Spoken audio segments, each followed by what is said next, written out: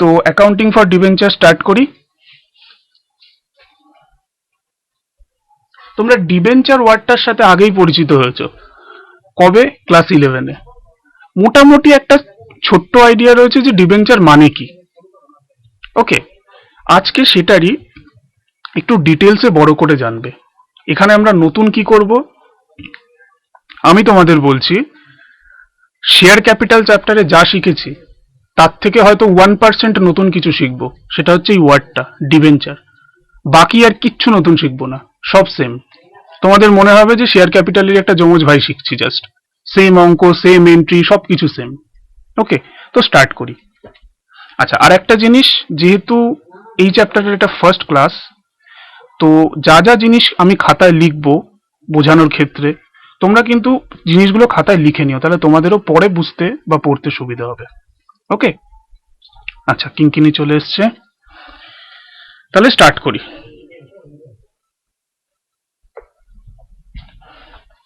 দেখো, আমরা জানি শেয়ার বা ডিবেঞ্চার এই দুটো ওয়ার্ড কখন আসে? কোম্পানির ক্ষেত্রে।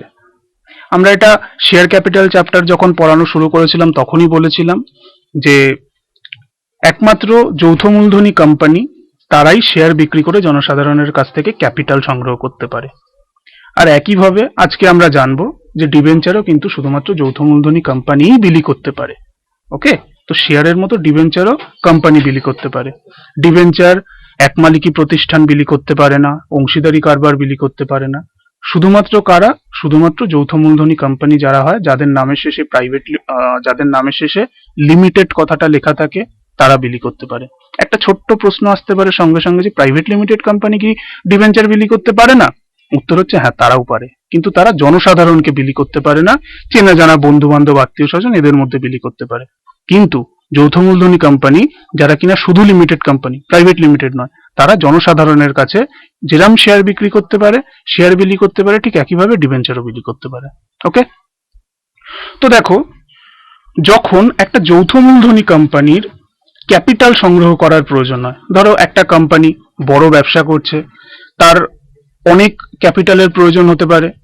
যদি আমরা ধরে নিই একটা স্টিল কোম্পানি, যারা কিনা লোহা উৎপাদন করে, তো তাদের প্রচুর প্রচুর ক্যাপিটালের প্রয়োজন হবে। ধরে নাও আজকে কোম্পানির 1 কোটি টাকার ক্যাপিটাল প্রয়োজন। কারণ কি? তারা হয়তো তাদের লৌহ ইস্পাত শিল্পকে আরো বড় করতে চাইছে, তার জন্য অতিরিক্ত মূলধনের প্রয়োজন হবে। যখনই অতিরিক্ত মূলধনের প্রয়োজন হবে, তারা কি করবে? তারা শেয়ার বিক্রির মাধ্যমে জনসাধারণের কাছ থেকে সংগ্রহ করবে। তো এই টাকা যখন তারা সংগ্রহ করতে চাইবে, তারা কি করবে? তারা শেয়ার ইস্যু করবে। শেয়ার ইস্যু করে শেয়ার হোল্ডারদের কাছ থেকে শেয়ার বিক্রির মাধ্যমে মূলধন সংগ্রহ করবে। হলো? আচ্ছা, তাহলে কোম্পানির যদি মূলধনের প্রয়োজন হয়, তাহলে কোম্পানি ফার্স্ট কাজ কি করে? ফার্স্ট শেয়ার ইস্যু করে। ওকে, তাহলে কোম্পানির ফার্স্ট কাজ কি? কোম্পানির ফার্স্ট কাজ হচ্ছে, যদি মূলধন সংগ্রহ করতে হয়,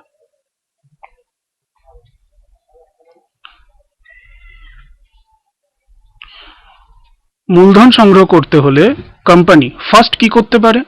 ফার্স্ট শেয়ার ইস্যু করতে পারে।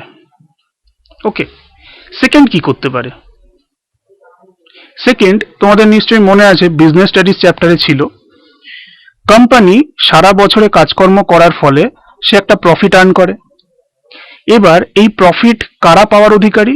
কোম্পানির মালিক, তারা পাওয়া উচিত, তাদের পাওয়া প্রাপ্য।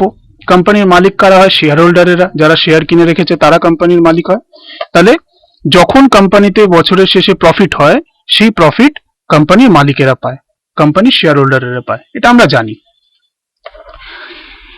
বিজনেস স্টাডিজে আরেকটা জিনিস ছিল, সারা বছরে ধরে নাও কোম্পানির প্রফিট হলো, ধরে নাও 10 লক্ষ টাকা।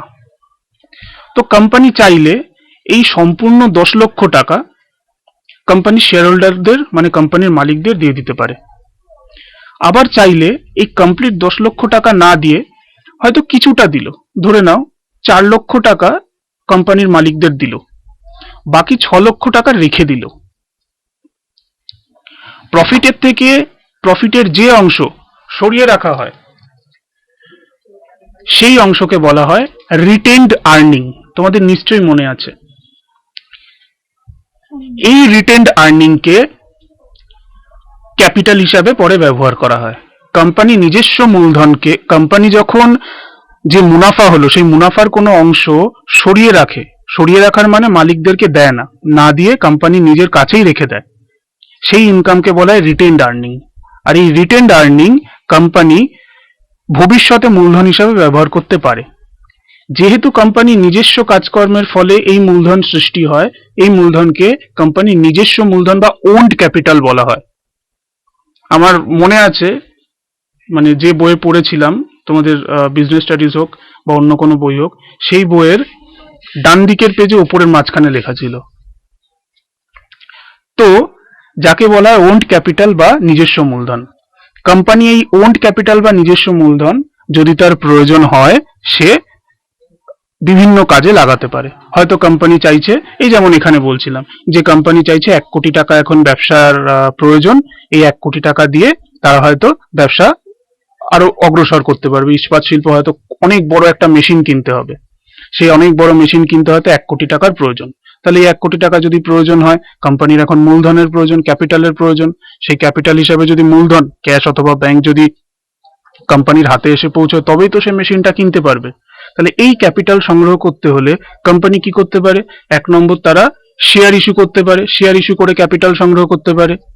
অথবা কোম্পানির কাছে যদি নিজস্ব কিছু ওন্ড ক্যাপিটাল থাকে, ওন্ড ক্যাপিটাল মানে প্রফিটের যে অংশ সরিয়ে রেখে ক্যাপিটাল তৈরি করা হয়, সেটা কোম্পানির নিজস্ব মূলধন, তাই তাকে ওন্ড ক্যাপিটাল বলা হয়। তাহলে কোম্পানি এই ওন্ড ক্যাপিটাল ইউজ করে মূলধন সংগ্রহ করতে পারে, মানে ওন্ড ক্যাপিটালের মাধ্যমে যে মূলধন রয়েছে সেই মূলধন তারা ইউজ করে প্রয়োজনীয় মেশিন বা ব্যবসার যদি অগ্রসর করতে হয়, সম্প্রসারণ করতে হয়, সেই সমস্ত কাজ চালাতে পারে। তাহলে মূলধন সংগ্রহ করতে হলে কোম্পানি শেয়ার ইস্যু করতে পারে, ওন্ড ক্যাপিটাল যেটা রয়েছে সেটা ইউজ করতে পারে। ওকে, আর কি করতে পারে? আর তারা লোন নিতে পারে। লোন মানে কি? লোন মানে হচ্ছে ধার নেওয়া। ধার নেওয়া নিশ্চয়ই তোমরা বোঝো। কারোর যখন টাকার প্রয়োজন পড়ে, যখন কোনো উপায় না থাকে, তখন সে কি করে? তখন সে ব্যাংকের কাছে অথবা যে কোনো লোকের কাছে গিয়ে বলে যে আমার এত টাকার প্রয়োজন, আমায় দিয়ে দিন একটা নির্দিষ্ট সময় পর। আচ্ছা, তোমরা লাইভে আছো কি? এখনই রিকানেক্ট দেখালো, তো সেই কারণে জিজ্ঞেস করা।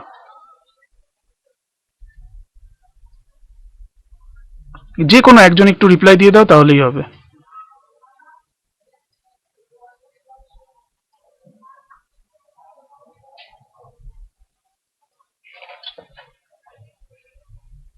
ওকে, ঠিক আছে। তো কোম্পানি শেয়ার ইস্যুর মাধ্যমে মূলধন সংগ্রহ করতে পারে, ওন ক্যাপিটালের মাধ্যমে মূলধন সংগ্রহ করতে পারে, আর কি করতে পারে? আর লোন নিতে পারে। যে কোনো ব্যক্তির যদি টাকার প্রয়োজন হয়, সে কি করতে পারে? সে প্রথমে নিজের কাছে যদি টাকা থাকে সেই টাকা কাজে লাগাতে পারে। যদি নিজের কাছে টাকা না থাকে, সে ব্যাংকে যেতে পারে, ব্যাংকে গিয়ে লোন নিতে পারে, অথবা যে কোনো মানুষকে বলতে পারে যে আমাকে এত টাকা প্রয়োজন দাও, আমি তোমাকে একটা নির্দিষ্ট সময়ের পর সমস্ত টাকা ফেরত দিয়ে দেবো, আর আমি তোমাকে মাসে মাসে বা বছরে বছরে ইন্টারেস্ট দেবো। নর্মালি তাই হয় লোনের ক্ষেত্রে। তো কোম্পানির যদি এখন কোনো কাজের জন্য, কোম্পানির সম্প্রসারণের জন্য পয়সার প্রয়োজন হয়, সে শেয়ার ইস্যু করে ক্যাপিটাল সংগ্রহ করতে পারে, ওন ক্যাপিটাল ইউজ করতে পারে, অথবা লোন নিতে পারে। ওকে, এবারে প্রশ্ন হচ্ছে যে হেজি দেখাচ্ছে, একটু দাঁড়াও দেখে নি।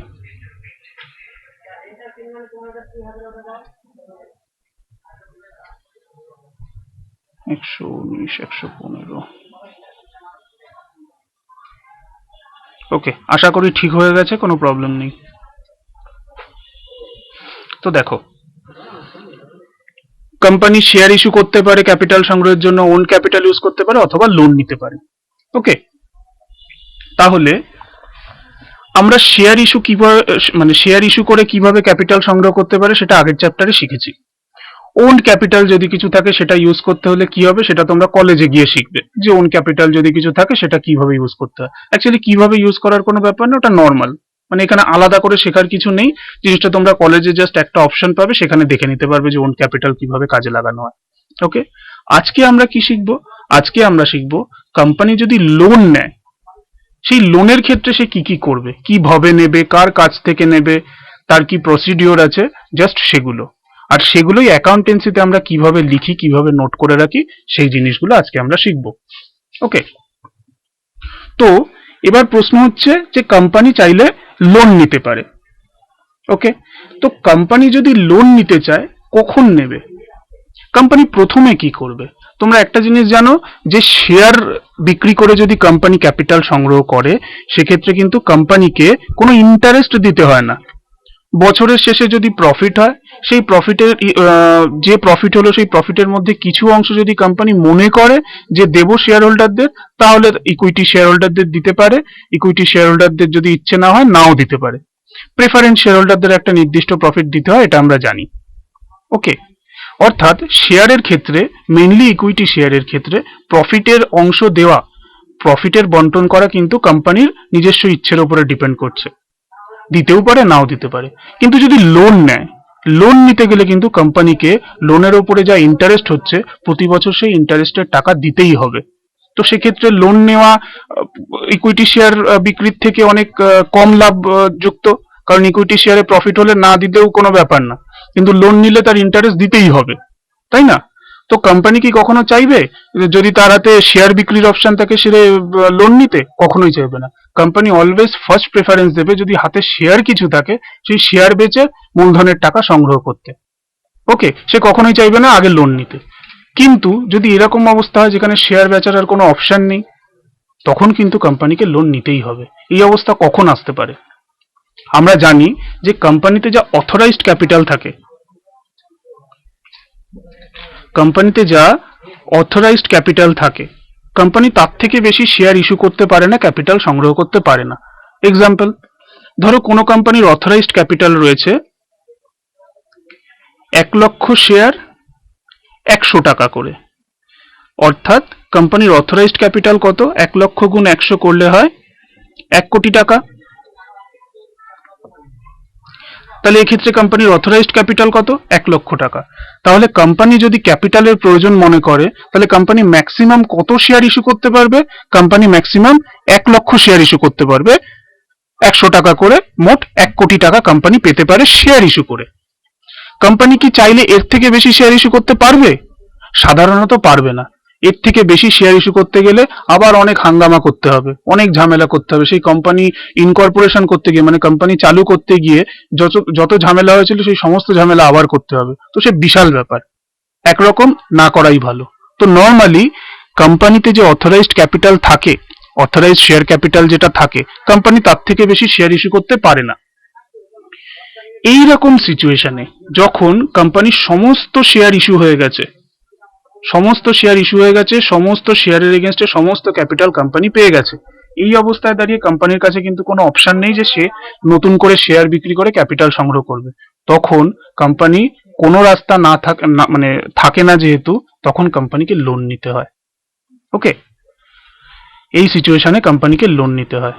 তাহলে লোন কখন নিতে হয় বোঝা গেল, যখন কোম্পানির হাতে শেয়ার ইস্যু করার অপশন থাকে না তখন, অথবা কোম্পানি মনে করলো শেয়ার আছে থাক, তবু আমরা লোন নেবো তখন। অর্থাৎ একটা হচ্ছে স্বভাবে, একটা হচ্ছে অভাবে। স্বভাবে কখন? উপায় আছে কিন্তু নেব না, শেয়ার ক্যাপিটালের মাধ্যমে আমরা ক্যাপিটাল সংগ্রহ করব না, আমরা লোন নেবো, এটা হচ্ছে স্বভাবে। আর অভাবে কখন? যখন শেয়ার ক্যাপিটাল হাতে নেই, যত অথরাইজড ক্যাপিটাল ছিল সব ইস্যু হয়ে গেছে, তখন হচ্ছে অভাবে নিতে হবে, শেয়ার ক্যাপিটাল নেই তার অভাবে। বোঝা গেল? তাহলে লোন কখন নেওয়া হয় কোম্পানির তরফ থেকে? এক হচ্ছে স্বভাবে, দুই হচ্ছে অভাবে। ওকে, এবারে প্রশ্ন হচ্ছে কোম্পানি যখন লোন নেবে কার কাছ থেকে নেবে, তাই না? ধরো কোম্পানির 1 কোটি টাকার প্রয়োজন, কি করবে? একটা মেশিন কিনবে, have to buy a new machine. Okay, এখানে একটা বাড়িয়ে দিই। 1 কোটি টাকার প্রয়োজন, কি জন্য? নতুন মেশিন কিনবে সেই জন্য। এবার কোম্পানি দেখেছে তার যা অথরাইজড ক্যাপিটাল ছিল, সমস্ত অথরাইজড ক্যাপিটাল পর্যন্তই শেয়ার সব ইস্যু করে দিয়েছে, আর নতুন করে শেয়ার ইস্যু করার তার হাতে অপশন নেই। এই অবস্থায় সে লোন নেবে। তাহলে কোম্পানির এখন কত লোনের প্রয়োজন? কোম্পানির প্রয়োজন 1 কোটি টাকার লোন। এবার প্রশ্ন হচ্ছে, লোন নিতে কার কাছে যাবে? লোন দুজনের কাছে পাওয়া যায়। কোথায়? একজনের নাম হচ্ছে ব্যাংক অথবা ফাইন্যান্সিয়াল ইনস্টিটিউশন।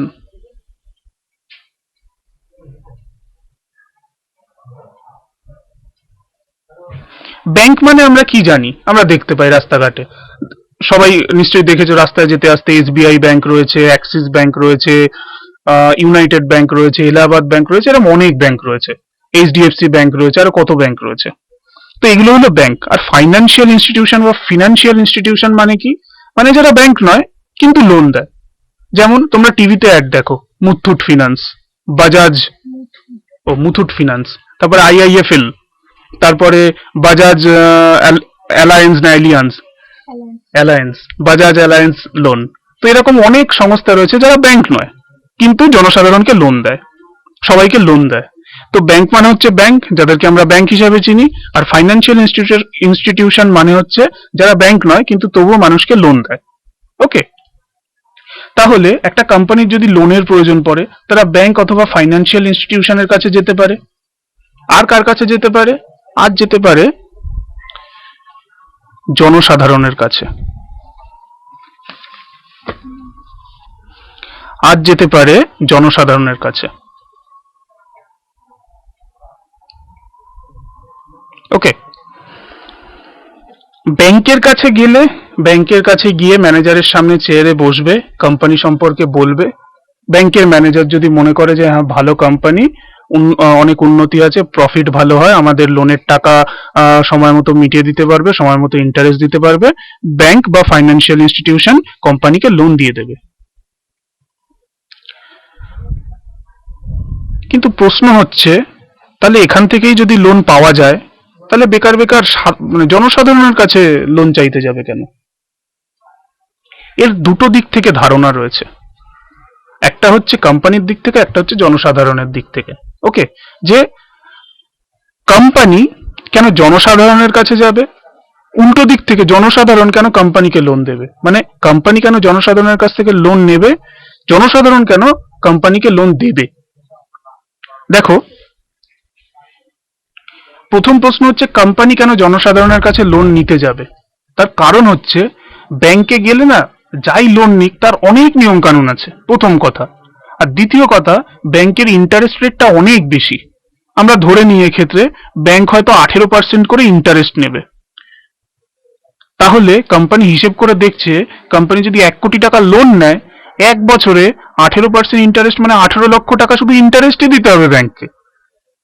কিন্তু জনসাধারণের কাছে যদি যায়, হয়তো জনসাধারণের কাছে যদি লোন নেয় সেক্ষেত্রে হয়তো 12% ইন্টারেস্ট দিলেই কাজ হয়ে যাবে।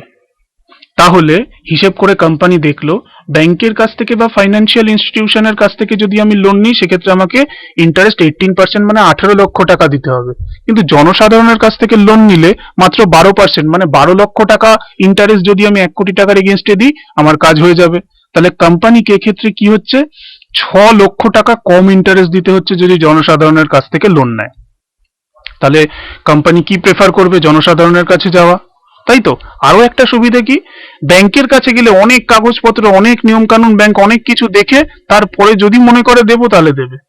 কিন্তু জনসাধারণের কাছে এত কিছুর ব্যাপার নেই, সরাসরি গিয়ে হাত পাতবে, লোন দাও, মানে আমরা লোন চাইছি, জনসাধারণ তাদের টাকা দিয়ে দেবে। ওকে, এই হয়ে গেল কোম্পানির দিক থেকে, যে কোম্পানি কেন জনসাধারণের কাছ থেকে লোন নেওয়া বেশি প্রেফার করে ব্যাংকের বদলে। নেক্সট কোয়েশ্চেন হচ্ছে, জনসাধারণ কেন কোম্পানিকে লোন দিতে চাইবে? এটা একটা বিশাল প্রশ্ন।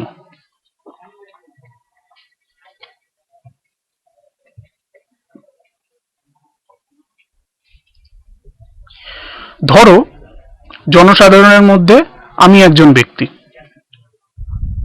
আমি জনসাধারণ, আমি হয়তো অনেক টিউশন পড়িয়েছি, পড়িয়ে হয়তো 100 টাকা জমিয়েছি, ঠিক আছে? এইবার এই 100 টাকা জমি, আচ্ছা 100 টাকা না, ব্যাংক 100 টাকা নেয় না, 1000 টাকা। ধরো আমি 1000 টাকা জমিয়েছি, 10 বছর পড়ানোর পর 1000 টাকা আমি জমিয়েছি। এই যে 1000 টাকা জমালাম, এই 1000 টাকা জমিয়ে এবার আমি মনে করছি এটা আমি সঞ্চয় করব। সঞ্চয় করা মানে কি? মানে হচ্ছে কোথাও আমি জমা রাখবো, একটা নির্দিষ্ট সময় পর সেই জমা রাখার জন্য আমি ইন্টারেস্ট পাবো। তোমরা নিশ্চয়ই জানো বাড়িতে যারা বড়রা রয়েছেন তারা ব্যাংকে এছাড়া অন্যান্য বিভিন্ন জায়গায় তাদের কাছে যা টাকা জমে সেগুলো নিয়ে গিয়ে তারা জমা রাখে। তার পরিবর্তে তারা একটা নির্দিষ্ট সময় পর সেই আসল টাকাটা প্লাস কিছু সুদও পায়, তাতে তাদের কিছু ইনকাম হয়। ওকে, তো আমি 1000 টাকা জমিয়েছি, 1000 টাকা জমিয়ে ভাবছি যে আমি কোথায় জমা রাখবো। এইবারে আমি প্রথমে কোথায় গেলাম? আমি প্রথমে গেলাম ব্যাংকে। ব্যাংকে গিয়ে জিজ্ঞেস করলাম যে আমি 1000 টাকা আমার কাছে রয়েছে, আমি এটা আপনার কাছে জমা রাখতে চাইছি, আপনি আমাকে কত ইন্টারেস্ট দেবেন? ব্যাংক বলল তুমি 1000 টাকা যদি জমা রাখো আমি তোমায় 5 টাকা 50 পয়সা মানে 5.50% ইন্টারেস্ট দেবো। আমি বাড়িতে এসে হিসেব করে দেখলাম 1000 টাকার উপরে 5 টাকা 50 পয়সা যদি ইন্টারেস্ট দেয়, এক বছরের শেষে আমি 55 টাকা ইন্টারেস্ট পাবো। তাহলে আমার মোট টাকা কত হবে? 1000 টাকা আমি ব্যাংকে জমা রাখছি আর 55 টাকা ইন্টারেস্ট, মানে মোট 1055 টাকা আমি ব্যাংকের কাছে গেলে পাবো। দুঃখ হলো 1000 টাকা, তার এগেনস্টে পাবো কত? 55 টাকা। এবারে ভাবলাম যে অন্য কোথাও যদি যাই, অন্য কারোর কাছে যদি কিছু ভালো হয়। এই অবস্থায় দেখলাম ইন্টারনেটে একটা বিজ্ঞপ্তি বেরিয়েছে যে একজন কোম্পানি আছে, সে 1 কোটি টাকা লোন চাইছে। 1 কোটি টাকা লোন তার দরকার, সে জনসাধারণের কাছে বলছে যে যত টাকা দিতে পারবে দাও। আমি তখন দেখলাম ভালো করে অ্যাডভার্টাইজটা পড়ে তাতে কি কি লেখা রয়েছে। তাতে লেখা রয়েছে এই 1 কোটি টাকা লোনের জন্য তারা ছোট ছোট কাগজ বানিয়েছে, এক একটা কাগজের দাম 100 টাকা করে। ওকে, তো 1 কোটি টাকা প্রয়োজন, 1 কোটি টাকা যদি প্রয়োজন হয় আর এক একটা কাগজের দাম যদি সে 100 টাকা করে বানায়, তাহলে মোট কতগুলো কাগজ বানিয়েছে? মোট দেখলাম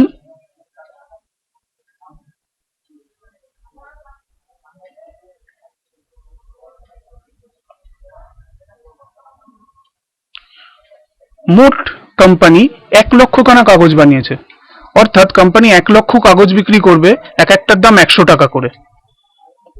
এইভাবে কোম্পানি লোন নেবে, আর যখন লোন নেবে তার এগেনস্টে বছরের শেষে 12% করে ইন্টারেস্ট দেবে। এবার আমি বাড়ি এসে যখন এই কম্পিউটারের ইন্টারনেটে এই অ্যাডভার্টাইজটা দেখলাম, আমি হিসেব করলাম নিজের ক্ষেত্রে। আমি হিসেব করলাম একটা কাগজের দাম যদি 100 টাকা হয়, আমার কাছে রয়েছে 1000 টাকা, তাহলে আমি মোট কটা কিনতে পারবো? আমি মোট 10খানা কাগজ কিনতে পারবো। আমি 10খানা কাগজ কিনতে পারবো, যার জন্য আমি 1000 টাকা এই কোম্পানিকে দেবো। এই কোম্পানিকে আমি 1000 টাকা দেবো 10খানা কাগজ কেনার জন্য। আর বছরের শেষে আমি কত পাবো? 12% করে ইন্টারেস্ট পাবো। তাহলে 1000 টাকার উপরে 12% ইন্টারেস্ট মানে 120 টাকা। মানে এক বছর পরে আমি যদি হিসেব করি, 1000 টাকা তো আমার থাকলোই, তার সাথে আরো 120 টাকা বাড়লো, মোট 1120 টাকা আমার হাতে হয়ে যাবে, আমার কাছে হয়ে যাবে। ব্যাংকে গেলে যেখানে 1055 টাকা হচ্ছিল মোট, মানে শুধু 55 টাকা ইন্টারেস্ট পাচ্ছিলাম, সেখানে কোম্পানিকে যদি আমি এই লোনটা দিই, মানে লোন হিসাবে আমি এই টাকাটা দিই কোম্পানির কাছে, যদি আমি আমার টাকাটা জমা রাখি, সেক্ষেত্রে কি হবে? সেক্ষেত্রে আমি 120 টাকা পাবো। 55 টাকার থেকে 120 টাকা বাদ দিলে হিসাব করলে দেখা যাবে যে 65-65 টাকা আমি বেশি পাচ্ছি। তাহলে আমি কি দেখব? আমার কাছে কোনটা বেটার? ব্যাংক বেটার নাকি কোনো কোম্পানিকে লোন দেওয়াটা বেটার? কোনো কোম্পানির কাছে আমার টাকাটা জমা রাখা বেটার? আমি হিসেব করে দেখলাম কোনো কোম্পানির কাছে আমার টাকা জমা রাখাটাই সব থেকে বেটার অপশন। আরো একটা জিনিস শুনলাম, সেখানে লেখা ছিল যে এই যে কাগজটা আমি কিনবো 10টা কাগজ 100 টাকা করে, এই কাগজটা যদি মাঝে কখনো কোনো সময় আমার টাকার প্রয়োজন হয়, এটা আমি অন্য কাউকে বিক্রিও করে দিতে পারি। কোনো এক সময় টাকার প্রয়োজন হলে আমি, ধরো শুভেন্দুর কাছে তখন হয়তো অনেক টাকা রয়েছে, ধরো 1000 টাকা রয়েছে, এই টাকাটা আমি কোম্পানিকে দিলাম, তার 6 মাস পর আমার টাকার প্রয়োজন, শুভেন্দুর কাছে 1000 টাকা রয়েছে, আমি চাইলে এই কাগজটা আমি শুভেন্দুকে বিক্রি করে দিতে পারি, দিয়ে ওর কাছ থেকে আমি 1000 টাকা নিয়ে নিতে পারি। এই অবস্থায় কি হবে? ওই 6 মাস পর আমি ইন্টারেস্টের অর্ধেকটা পেয়ে যাব, মানে 12% ইন্টারেস্ট মানে 120 টাকা, 6 মাসের হিসাব করলে হবে 60 টাকা। আমি 1,000 টাকাও পেয়ে যাব, প্লাস আরো 60 টাকা যে ইন্টারেস্ট হচ্ছে 6 মাসে সেটাও পেয়ে যাব, মোট 1,060 টাকা আমি পেয়ে যাব। অর্থাৎ ব্যাংকে যদি আমি জমা রাখতে যাই সেক্ষেত্রে এই অপশন নেই। ব্যাংক কি বলছে? ব্যাংক বলছে তুমি যদি সময়ের আগে টাকা তুলে নিতে চাও সেক্ষেত্রে তোমায় আসলে ইন্টারেস্ট তো দেবোই না, তার থেকে কিছু টাকা কেটে নেবো। নর্মালি ব্যাংক 1% ইন্টারেস্ট কেটে নেয় যদি আগে কেউ টাকা নিতে যায়। কিন্তু আমি যদি কোম্পানিকে লোন দিয়ে কোম্পানিতে টাকাটা জমা রাখতে চাই সেক্ষেত্রে কোম্পানি কিন্তু এরকম কাটাকুটি কিচ্ছু করবে না। উল্টে আমার যখন টাকার প্রয়োজন আমি যে কোনো কাউকে এই কাগজটা বিক্রি করে দিয়ে আমি আমার টাকা সংগ্রহ করে নিতে পারবো উইথ ইন্টারেস্ট। আরো একটা অপশন থাকে কোম্পানির ক্ষেত্রে, কোম্পানি যখন এই ডিবেঞ্চার না কাগজ কাগজ কোম্পানি যখন এই কাগজ জনসাধারণকে দিচ্ছে তখন কোম্পানি যে দামে কাগজটা আমাদেরকে বিক্রি করে, কোম্পানি যখন এই কাগজ ফেরত নিয়ে নেয় না, এই কাগজ ফেরত নিয়ে নেয়, যখন এই কাগজ ফেরত নিয়ে নেয় তখন হয়তো হতে পারে এর থেকে বেশি টাকা দিচ্ছে, মানে 100 টাকায় হয়তো সে কাগজটা কিনেছিল, কিন্তু যখন সেই কাগজটা ফেরত নিয়ে নেবে তখন হয়তো দেখা গেল আমাকে ভালোবেসে 110 টাকা, মানে 10 টাকা করে বেশি দিল, প্লাস ইন্টারেস্টও দেবে। তাহলে ওভারঅল দেখা যাচ্ছে কোনো সাধারণ মানুষের কাছে যদি কিছু টাকা থাকে আর সে সেটা যদি জমা রাখতে চায়, সে ব্যাংকের থেকে বেটার হচ্ছে কোনো কোম্পানিতে গিয়ে জমা রাখবে। ওকে, তোমাদের একটা ছোট্ট জাস্ট ইনফরমেশনের জন্য বলে দিই, আমাদের সিলেবাসের বাইরের টপিক এটা। নর্মালি মানুষ মিউচুয়াল ফান্ডে টাকা জমা রাখে, নর্মালি মানুষ শেয়ার মার্কেটে টাকা জমা রাখে, এখন যার ট্রেন্ড অনেক বেশি পরিমাণে বাড়ছে।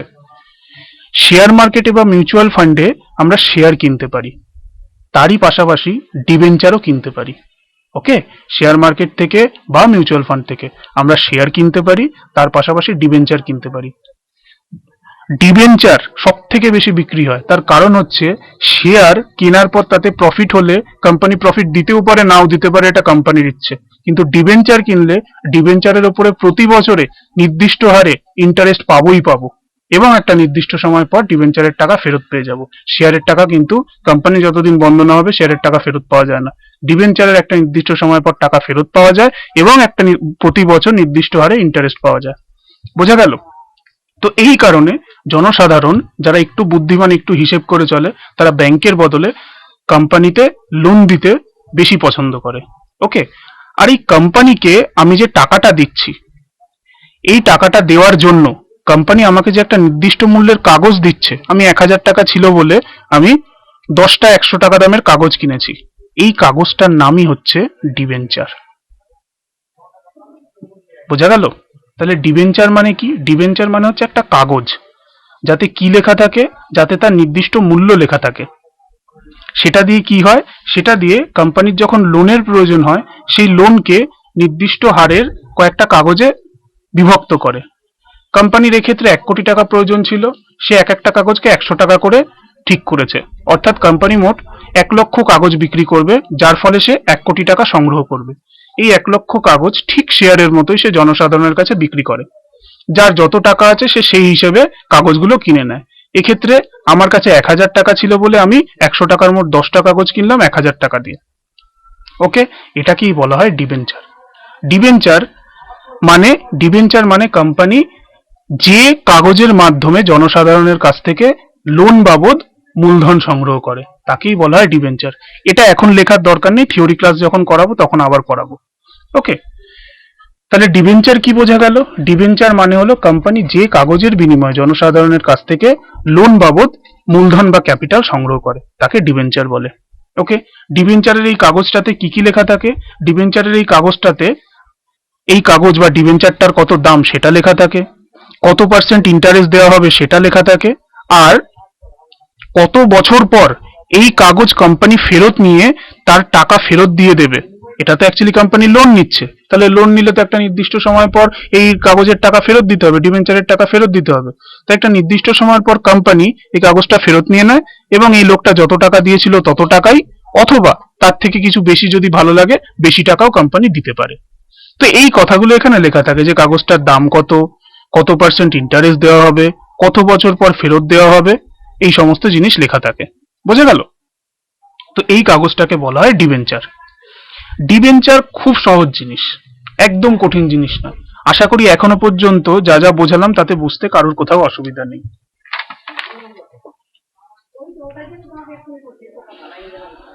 বোঝা গেল? তাহলে এই হলো আমাদের ডিবেঞ্চার। ডিবেঞ্চার কি, এছাড়া আর কিচ্ছু নয়। এখানে আর বোঝার আর কিচ্ছু বাকি নেই। ওকে, এবারে আমরা নেক্সট স্টেপে এগোই।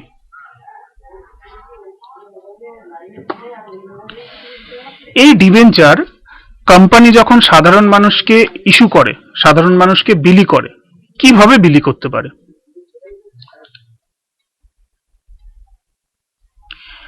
ডিবেঞ্চার যে কোনো কোম্পানি যদি বিলি করতে চায়, সে সাধারণ মানুষকে দুভাবে বিলি করতে পারে। কিভাবে? এক হচ্ছে এককালীন, যাকে এককালীনে মনে হয় দীর্ঘিকার হয়, যাকে ইংরেজিতে লামসাম বলে। LUMPSUM, এখানে পি এর উচ্চারণ হয় না, লামসাম।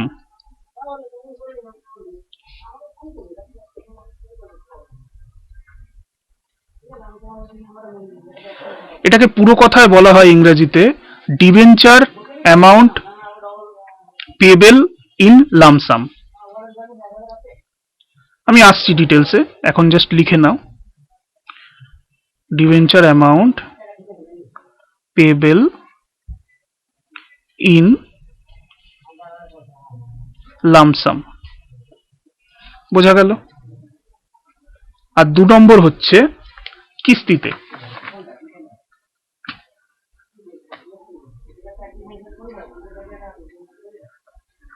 যাকে ইংরেজিতে বলা হয়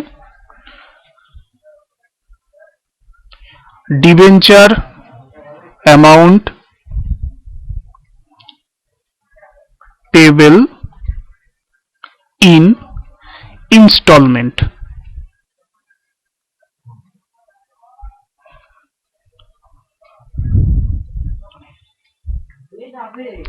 শুধু লামসাম লেখার দরকার নেই, পুরোটা লেখো। Debenture amount payable in lump sum, debenture amount payable in instalment. তোমাদের মনে হতে পারে এগুলো আবার নতুন কিওয়ার্ড, এগুলো তো শেয়ার ক্যাপিটালে ছিল না। এগুলো শেয়ার ক্যাপিটালে ছিল, এগুলো শেয়ার ক্যাপিটালেও পড়িয়েছি। বললে এক্ষুনি বুঝতে পারবো, আচ্ছা এই জিনিসটা কি জিনিস বলো তো।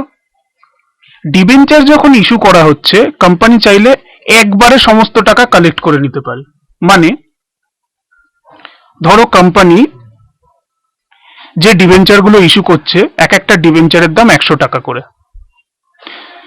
কোম্পানির কাছে দুটো অপশন রয়েছে, কোম্পানি দুটো অপশন কাজে লাগাতে পারে। এক হচ্ছে এককালীন, দ্বিতীয় হচ্ছে কিস্তিতে। এককালীন মানে কি? এককালীন মানে হচ্ছে এই যে 100 টাকা, এটা একবারেই চেয়ে নেবে,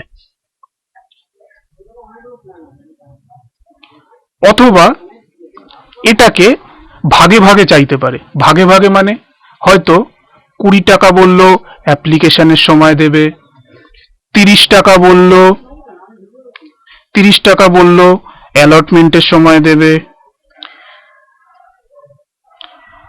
হয়তো 50 টাকা বললো কলের সময় দেবে। এখানে হয়তো ফার্স্ট কল হতে পারে, সেকেন্ড কল হতে পারে, ফাইনাল কল হতে পারে, এরকম হতে পারে। তো যখন একবারেই 100 টাকা নিয়ে নেবে, সেটাকে বলা হচ্ছে এককালীন, debenture amount payable in lump sum. মানে একবারেই যখন গোটা ডিবেঞ্চারের টাকা দিয়ে দিতে হবে, সেটাকে বলা হয় ওয়ান টাইম। ওকে। আর যখন কিস্তিতে দিতে হয়, কিস্তিতে মানে ভাগে ভাগে, মানে কোম্পানি 100 টাকা নেবে, যার কিনা 20 টাকা অ্যাপ্লিকেশন, 30 টাকা অ্যালটমেন্টে, 50 টাকা কলে, এইভাবে দিতে হবে। এটাকে বলা হয় কিস্তিতে। কিস্তিতে debenture issue, debenture amount payable in instalment. বোঝা গেল? তাহলে ডিবেঞ্চার যদি ইস্যু করতে চায় কোম্পানি, একবারেই গোটা ডিবেঞ্চারের টাকা চেয়ে নিতে পারে, অথবা ভাগে ভাগে নিতে পারে। ওকে, তো এই দুটো জিনিসই আমরা শেয়ার ক্যাপিটাল চ্যাপ্টারে করেছি, এখানেও এক্স্যাক্টলি সেম জিনিস রয়েছে। তো আমরা দেখব যদি একবারেই ডিবেঞ্চারের টাকা জনসাধারণের কাছ থেকে চেয়ে নেয়, সেক্ষেত্রে কি এন্ট্রি করতে হবে, অথবা যদি কিস্তিতে শেয়ারের ডিবেঞ্চারের টাকা জনসাধারণের কাছ থেকে চায়, সেক্ষেত্রে কি এন্ট্রি করতে হবে। আমি আবারও বলছি, এখানে নতুন কোনো এন্ট্রি নেই, তোমরা সব জানো, কিন্তু তবু আরেকবার আলোচনা করে নেওয়া। দেখো,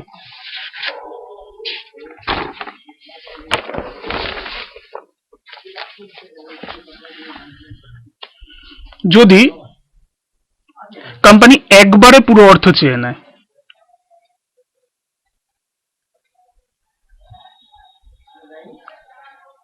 এককালীন যদি হয়, সেক্ষেত্রে কি হবে? একদম সিম্পল, ব্যাংক অ্যাকাউন্ট ডেবিট হবে, আর একবারে চাইছে মানে অ্যাপ্লিকেশনেই সমস্ত টাকা চেয়ে নিচ্ছে। আমরা শেয়ার ক্যাপিটালে কি করতাম, লিখতাম ইকুইটি শেয়ার ক্যাপিটাল অ্যাকাউন্ট। এক্ষেত্রে আমরা ডিবেঞ্চার করছি, তাই এটা ডিবেঞ্চার অ্যাপ্লিকেশন হবে। ব্যাস, এটুকুই চেঞ্জ। ডিবেঞ্চার অ্যাপ্লিকেশন অ্যাকাউন্ট করে যত টাকা হচ্ছে সেটা লিখে দিলাম ডেবিটে ক্রেডিটে, করলে আমাদের কাজ শেষ। ন্যারেশন এক্স্যাক্টলি সেম হবে, শুধু যেখানে ইকুইটি শেয়ার ক্যাপিটাল লিখতে সেখানে শুধু ডিবেঞ্চার লিখবে, আর কিচ্ছু চেঞ্জ নেই। ওকে, ইকুইটি শেয়ার বা ইকুইটি শেয়ার ক্যাপিটাল লিখতে সেখানে ডিবেঞ্চার হবে চেঞ্জ হয়, ইকুইটি শেয়ার হবে না, এটুকুই চেঞ্জ, আর কিচ্ছু না। তাহলে যদি একবারই সমস্ত টাকা চেয়ে নেওয়া হয় তাহলে ব্যাংক অ্যাকাউন্টে সমস্ত টাকা চলে আসছে আর অ্যাপ্লিকেশন বাবদ আসছে, তাই bank account debit to debenture application account হয়ে গেল। নেক্সট এন্ট্রি কি হবে, ডিবেঞ্চারের টাকাটা ক্যাপিটালে ট্রান্সফার করতে হবে, তাই তো। ডিবেঞ্চারের টাকা ক্যাপিটালে ট্রান্সফার হলে কি এন্ট্রি হবে, ডিবেঞ্চার অ্যাপ্লিকেশন, এটা ক্রেডিট হয়েছিল, এই অ্যাপ্লিকেশনটা এবার ডেবিট হবে। ডিবেঞ্চার অ্যাপ্লিকেশন অ্যাকাউন্ট ডেবিট হবে। আর ক্রেডিট কি হবে, শেয়ারের ক্ষেত্রে আমরা ইকুইটি শেয়ার ক্যাপিটাল ক্রেডিট করতাম, এক্ষেত্রে না ইকুইটি শেয়ার ক্যাপিটাল হবে না, এক্ষেত্রে ডিবেঞ্চার হবে। ডিবেঞ্চার ক্যাপিটাল নয় কিন্তু, শুধু ডিবেঞ্চার, ডিবেঞ্চার অ্যাকাউন্ট। এবার তোমরা অঙ্ক করতে গেলে দেখবে, এটা তোমরা আগেও দু একবার পেয়েছো যে ডিবেঞ্চারের আগে না একটা পার্সেন্টেজ লেখা থাকে, 10% ডিবেঞ্চার, 12% ডিবেঞ্চার, 14% ডিবেঞ্চার। এই যে আগে যে পার্সেন্টেজটা লেখা থাকে, তার মানে এই ডিবেঞ্চারটা যারা কিনবে সেই ডিবেঞ্চারটার এগেনস্টে তারা ওই অত পার্সেন্ট করে বছরের শেষে ইন্টারেস্ট পাবে। তো যখন আমরা ডিবেঞ্চার অ্যাকাউন্ট লিখবো না, ওই পার্সেন্টেজটাও ডিবেঞ্চারের পাশে মেনশন করে দেবো। ধরো এটা 10% ডিবেঞ্চার, যদি 10% ডিবেঞ্চার হয় সেক্ষেত্রে এরম ভাবে নামটা হবে, তাহলে অ্যাকাউন্টটারই নাম হবে 10% ডিবেঞ্চার অ্যাকাউন্ট। বোঝা গেল? ধরো এটা 12% ডিবেঞ্চার, সেক্ষেত্রে অ্যাকাউন্টটারই নাম হবে 12% ডিবেঞ্চার অ্যাকাউন্ট। ওকে, তাহলে ফার্স্ট এন্ট্রি হয়ে গেল, ব্যাংকে টাকা পাবো, bank debit to debenture application. এবারে অ্যাপ্লিকেশনের টাকা আমরা ডিবেঞ্চার অ্যাকাউন্টে ট্রান্সফার করব, তাই debenture application debit to debenture account, percentage যা থাকবে সেটা এখানে বসে যাবে। একবারে সমস্ত টাকা পেয়ে গেলাম, আর কোনো টাকা পেতে বাকি নেই, তাই অ্যাপ্লিকেশনের পর অ্যালটমেন্ট হবে না। বোঝা গেল? তাহলে এই হয়ে গেল আমাদের এককালীন, যে একবারেই যদি ডিবেঞ্চারের সমস্ত টাকা চেয়ে পাঠানো হয় সেক্ষেত্রে কি এন্ট্রি হবে, জাস্ট দুটো এন্ট্রি, ব্যাংকে টাকা পেলাম, ব্যাংক ডেবিট হলো, আর অ্যাপ্লিকেশন বাবদ যে টাকাটা পেয়েছি ব্যাংকে সেটাই এখন আমরা ডিবেঞ্চার অ্যাকাউন্টে ট্রান্সফার করব, exactly same as share capital. Okay, এবারে হচ্ছে সেকেন্ড পার্ট, আমরা যদি কিস্তিতে টাকা পাই। কিস্তিতে মানে কি, কিস্তিতে মানে ভাগে ভাগে, ভাগে ভাগে টাকা পেলে কি এন্ট্রি হবে তোমরা অলরেডি জানো। ফার্স্ট এন্ট্রি হবে bank account debit to debenture application account.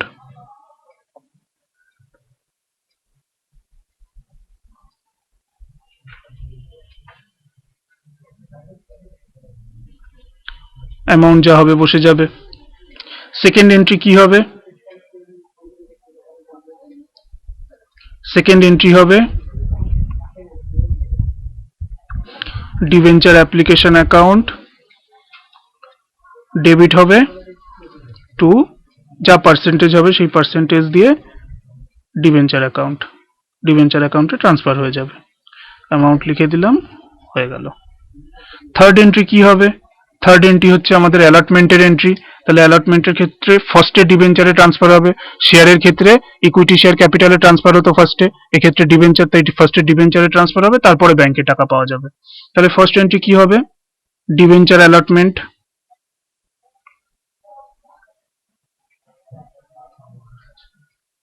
Debenture allotment account debit two, যা পার্সেন্টেজ হবে সেই দিয়ে ডিবেঞ্চার অ্যাকাউন্ট।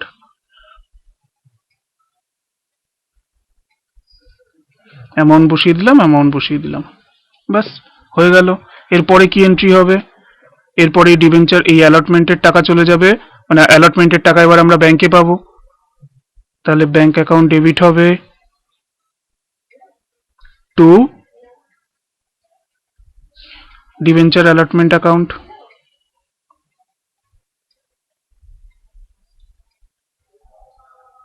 অ্যামাউন্ট বসিয়ে দিলাম, অ্যামাউন্ট বসিয়ে দিলাম। ঠিক এই একইভাবে কলের এন্ট্রি হবে,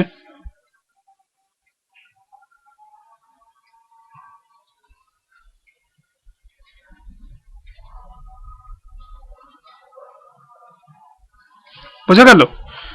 অ্যাপ্লিকেশনের এন্ট্রি হয়ে গেল, অ্যালটমেন্টের এন্ট্রি হয়ে গেল, কলের এন্ট্রি হয়ে গেল। অর্থাৎ আমরা ঠিক যেভাবে শেয়ার ক্যাপিটালের এন্ট্রি করেছি এক্স্যাক্টলি সেম ভাবে ডিবেঞ্চারের এন্ট্রি হবে, শুধু ওখানে ইকুইটি শেয়ার লিখতাম, এখানে ডিবেঞ্চার লিখবো। আর ওখানে ক্যাপিটাল লিখতাম, এখানে শুধু ডিবেঞ্চার লিখবো, বাস। বোঝা গেল? এছাড়া আর কিচ্ছু নেই। আমরা দু একটা অন্যান্য এন্ট্রিগুলোও আলোচনা করে নিই।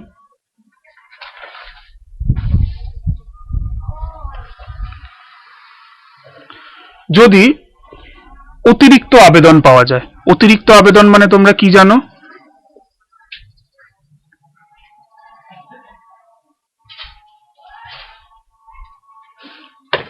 Access application. এক্সেস অ্যাপ্লিকেশন পেলে আমরা কি করতাম শেয়ার ক্যাপিটালের ক্ষেত্রে? হয় ফেরত দিয়ে দিতাম, অথবা আমরা প্রোরাটা করে নিতাম। আবার কোনো কোনো অঙ্কে আমরা দেখেছি কিছুটা ফেরতও দিয়ে দিচ্ছি, কিছুটা প্রোরাটা করে নিচ্ছি। এক্ষেত্রেও সেম জিনিস হতে পারে। তো ধরে নাও যে আমাদের 10,000 আমরা ডিবেঞ্চার ইস্যু করেছিলাম, কিন্তু তার এগেনস্টে 12,000-এর অ্যাপ্লিকেশন এসছে। সেক্ষেত্রে আমরা কি করতে পারি? সেক্ষেত্রে ফার্স্ট অপশন হচ্ছে, মানে নর্মালি ফার্স্ট এন্ট্রি কি হবে? ফার্স্ট এন্ট্রি হবে bank account debit to debenture application.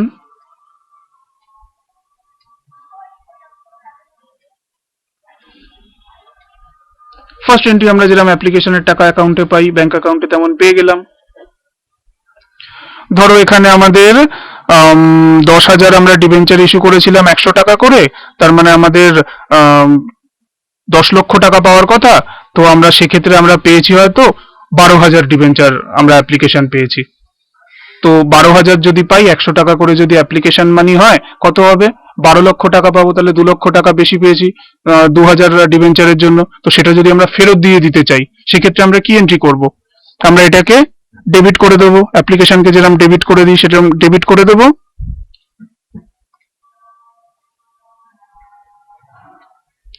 তার এগেনস্টে যদি টাকাগুলো আমরা ফেরত দিয়ে দিই, তাহলে কি করি? তাহলে আমরা ব্যাংক অ্যাকাউন্টকে ক্রেডিট করে দিই, এখানেও ব্যাংক অ্যাকাউন্টকে ক্রেডিট করে দেবো।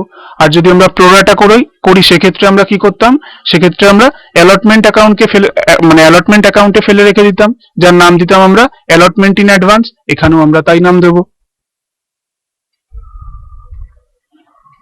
Allotment in advance account. যতটা ব্যাংকে পাঠালাম ব্যাংকে ক্রেডিট হলো, যতটা প্রোরাটা করলাম সেটা অ্যালটমেন্ট ইন অ্যাডভান্সে পড়ে রইলো। এরপর কি হবে? এরপর সেই একদম একই রকম, অ্যালটমেন্টের টাকা যখন পাওয়া যায় তখন ব্যাংক অ্যাকাউন্ট ডেবিট করব, অ্যালটমেন্ট ইন অ্যাডভান্সে যতটা রয়েছে ততটা ডেবিট করে দেবো। বাকি টাকাটা মানে আমরা যতটা অ্যালটমেন্ট ইন অ্যাডভান্সে পড়ে রয়েছে সেটা অ্যালটমেন্ট ইন অ্যাডভান্স বলে, অ্যালটমেন্টের টাকা যখন ব্যাংকে পাবো তখন ডেবিট করব। বাকিটা আমরা ব্যাংকের মাধ্যমে পেয়ে যাবো অ্যালটমেন্টের টাকা। একদম সেম, কোনো আলাদা কিচ্ছু নেই। কি আবার অফলাইন হয়ে গেল, 4 জন দেখাচ্ছে।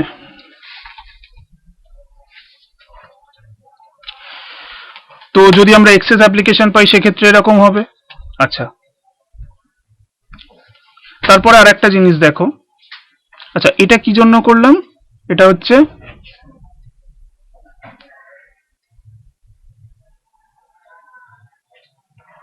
অতিরিক্ত অর্থ ফেরত দিলে এটা হবে। আর এটা কি জন্য হচ্ছে? প্রোরাটা হলে, প্রোরাটা অ্যালটমেন্ট হলে। বাস, জাস্ট লিখে দিলাম, যখন তোমরা পরে আবার কখনো দেখবে বুঝতে পারবে, ক্ল্যারিটি আসবে। আচ্ছা, যদি ডিবেঞ্চার প্রিমিয়ামে ইস্যু হয়, যদি ডিবেঞ্চার প্রিমিয়ামে ইস্যু হয় সেক্ষেত্রে কি হবে?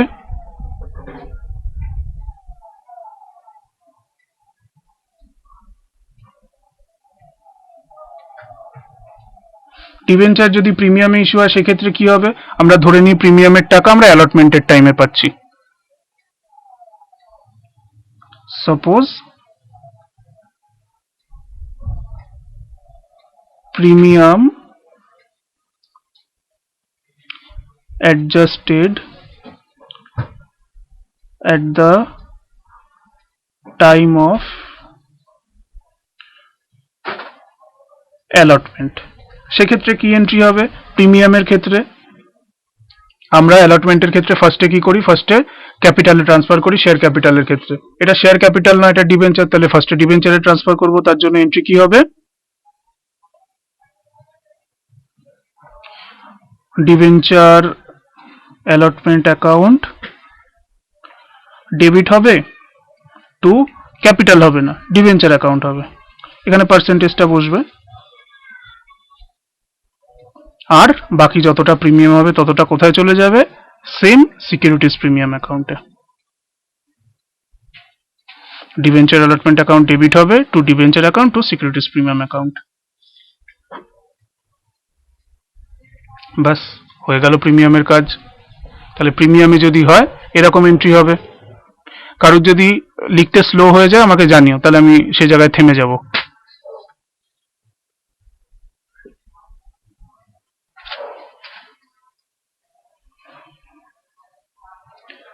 আশা করি লেখা হয়ে গেছে। পেজ টার্ন করছি।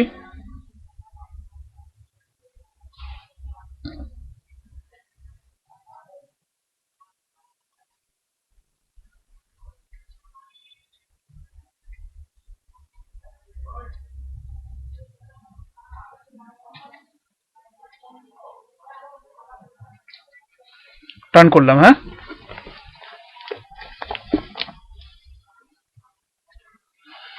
আচ্ছা, এবারে যদি ডিসকাউন্ট ইস্যু হয় সেক্ষেত্রে কি হবে?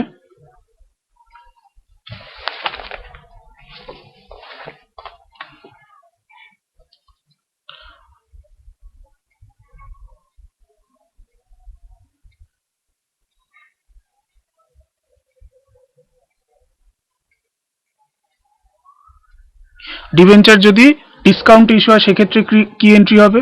ধরে নিই আমরা অ্যালটমেন্টের সময় করছি।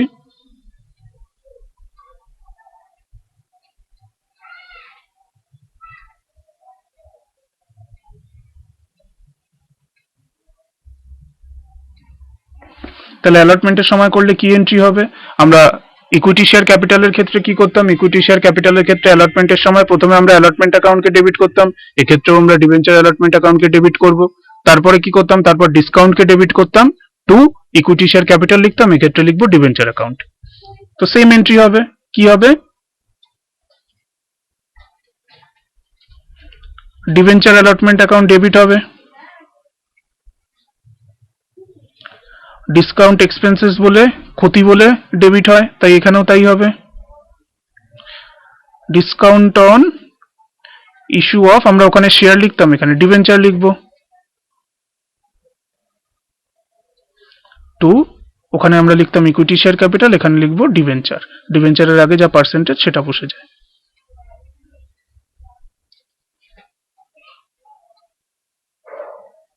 বাস, হয়ে গেল। আমরা যদি ডিসকাউন্টে ইস্যু করি সেক্ষেত্রে কি এন্ট্রি হবে? বোঝা গেল?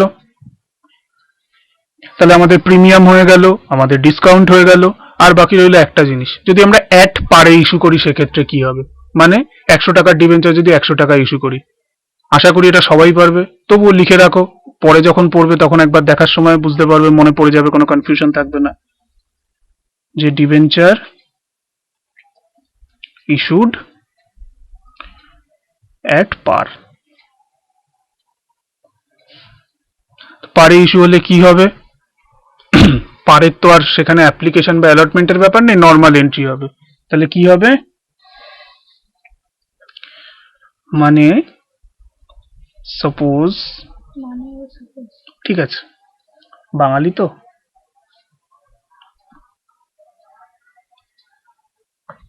আমরা এভাবে কথা বলি, বাট কিন্তু হোয়াট কি?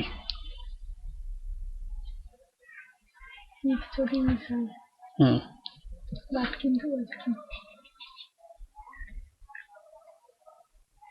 অনেকে বলে সাপোজ, ধরো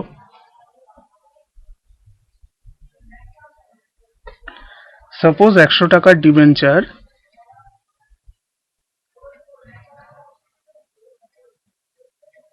100 টাকাতেই ইস্যু করা হলো, তাহলে কি হয়? নর্মাল এন্ট্রি হয়। এবার প্রশ্ন হচ্ছে নর্মাল এন্ট্রি মানে কি? নর্মাল এন্ট্রি মানে কিসের সময় দেখাবো? অ্যাপ্লিকেশনের ক্ষেত্রে অ্যাপ্লিকেশনের এন্ট্রি অ্যাপ্লিকেশনের মতো হবে, bank debit to debenture application, তারপরে ডিবেঞ্চার অ্যাপ্লিকেশনের অ্যামাউন্ট কোথায় চলে যাবে? ডিবেঞ্চার অ্যাকাউন্টে। তারপরে অ্যালটমেন্টের এন্ট্রি কি হবে? Debenture allotment account debit to debenture account. তারপরে সেই টাকা পাওয়া গেলে bank account debit to debenture allotment. Normally entry হবে। আশা করি নর্মাল এন্ট্রি এখানে আর লেখার দরকার নেই, জাস্ট এটুকু লেখা থাকলে এনাফ।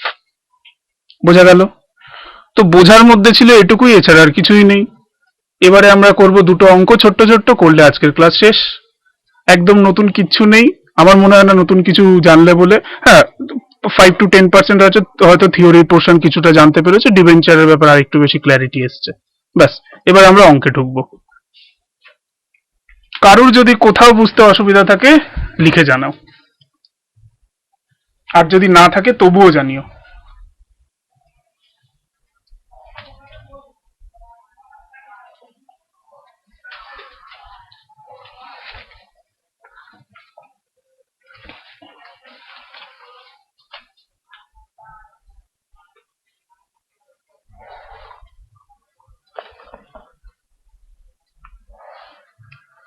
ওকে, অনুষ্কার প্রবলেম নেই, বাকিরাও জানাও।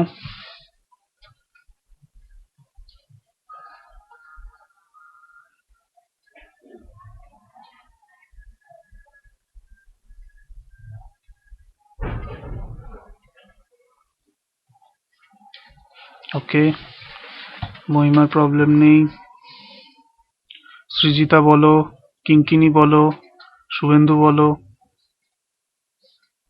ওকে, সৃজিতারও কোনো প্রবলেম নেই। কিঙ্কিনি আর শুভেন্দু, শুভেন্দুরও প্রবলেম নেই। কিঙ্কিনি,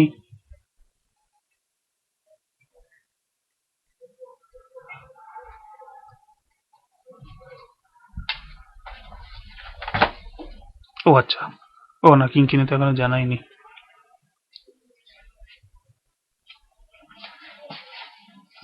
আচ্ছা, কিঙ্কিনির রেসপন্স আসুক, ততক্ষণ আমরা অঙ্কটা স্টার্ট করি।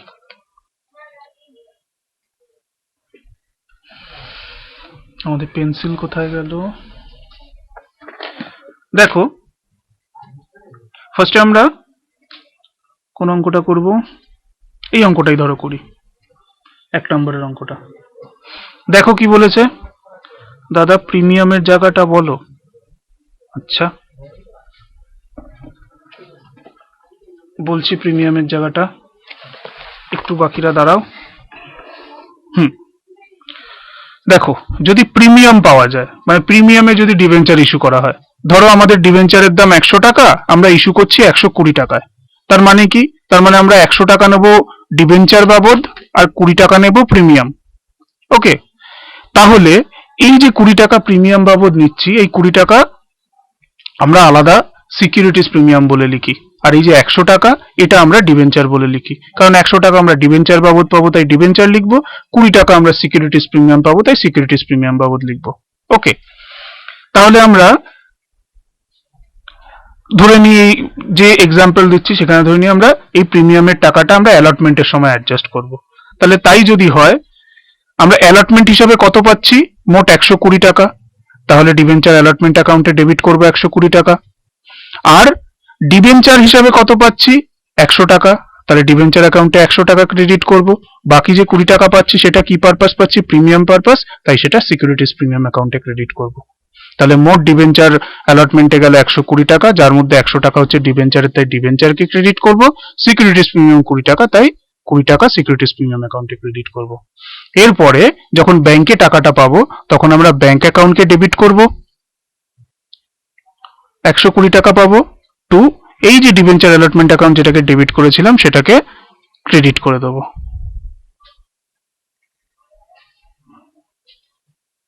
কত টাকা? 120 টাকা। বোঝা গেল? তাহলে এইভাবে আমাদের প্রিমিয়ামের এন্ট্রি করতে হবে, এক্স্যাক্টলি যেভাবে আমরা শেয়ার ক্যাপিটালে করেছিলাম ঠিক সেম ভাবে ডিবেঞ্চারের ক্ষেত্রেও করতে হবে। ওকে, তো এটা করলে আমাদের কাজ হয়ে যাবে। এখনো যদি বুঝতে প্রবলেম থাকে বলো, নাহলে আমি অঙ্ক স্টার্ট করি।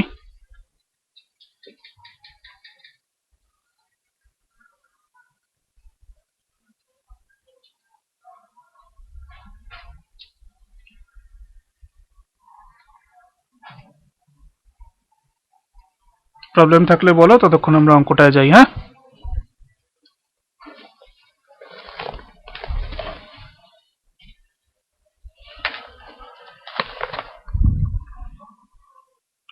দেখো 1 নম্বরের অঙ্কটাই দেখো কি বলেছে। বলেছে modern printer limited invited application for issue of 5000 12% debenture. দেখেছো ডিবেঞ্চারটার নাম কি হবে? 12% debenture of ₹100 each at par, premium নেই, ডিসকাউন্ট নেই, payable full amount on application. Okay, বলছে অ্যাপ্লিকেশনের সময় পুরো টাকা দিয়ে দিতে হবে। তার মানে এটা কি হলো? এটা হয়ে গেল আমাদের ওই লামসাম। লামসাম মনে আছে তো, মানে যেখানে একবারে পুরো টাকাটা দিয়ে দিতে হতো, যেটাকে আমরা লামসাম বলতাম। তো এখানে কি করতে হবে? এখানে অ্যাপ্লিকেশনের সময় পুরো টাকা পেয়ে যাব, তো সেটা আমাদের করতে হবে। তারপর বলেছে অ্যাপ্লিকেশন ওয়ার রিসিভ 4500, ইস্যু করেছিলাম 5000, অ্যাপ্লিকেশন এসছে 4000-এর, 4500। তো এক্ষেত্রে কি করতে হবে? শেয়ার ক্যাপিটালে যা করেছিলাম এখানেও তাই করব, কি 4500 ধরেই আমরা গোটা অঙ্কটা করব। হলো। তারপরে কি বলেছে? 4500 debentures and the company issued such debenture, আচ্ছা, and the company issues such debenture, মানে বলছে 4500 অ্যাপ্লিকেশন এসছে, কোম্পানি সেই 4500 জন্যই ডিবেঞ্চার ইস্যু করে দিয়েছে। ওকে, তারপরে কি বলছে? Show the journal entries and prepare necessary accounts. Necessary account মানে লেজার অ্যাকাউন্ট খুলতে বলেছে। তো লেজার অ্যাকাউন্ট কি কি খুলতে হবে না হবে, নর্মালি আমরা লেজার অ্যাকাউন্ট খুলতে জানি, বাট এখন দেখাবো না, ওটা পরে দেখাবো, পরে মানে 2-4টে ক্লাস পরে। হলো।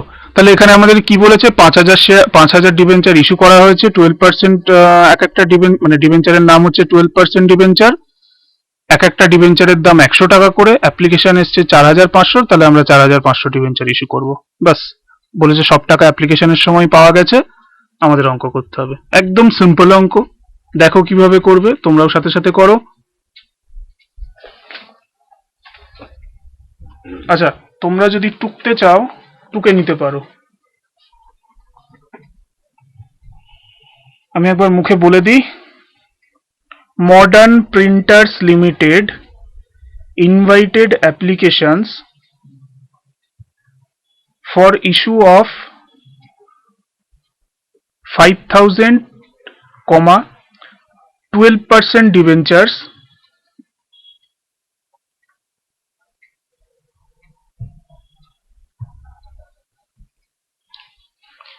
of ₹100 each at par.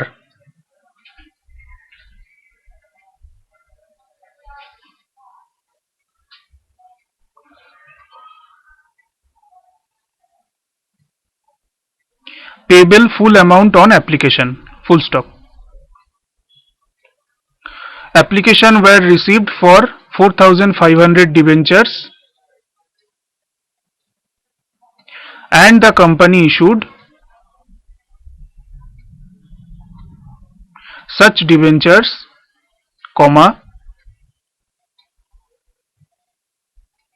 show the journal entries.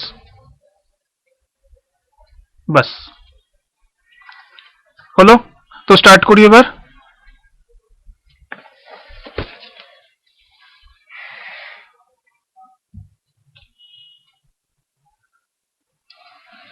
তাহলে পেজ নাম্বার হচ্ছে এই বইয়ে 265, কোয়েশ্চেন নাম্বার হচ্ছে 1।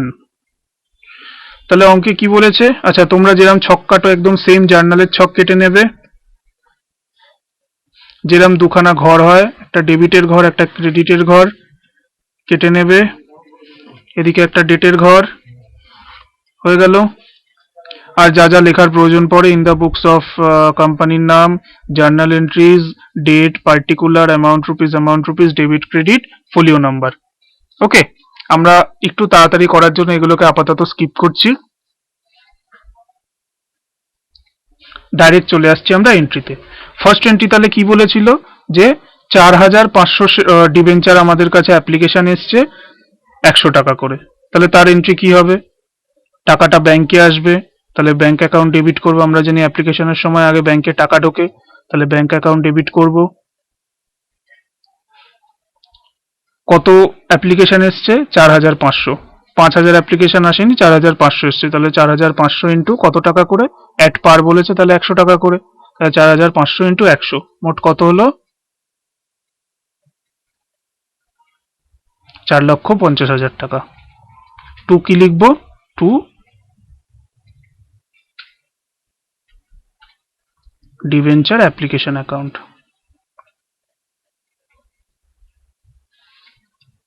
4,50,000 টাকা। Narration being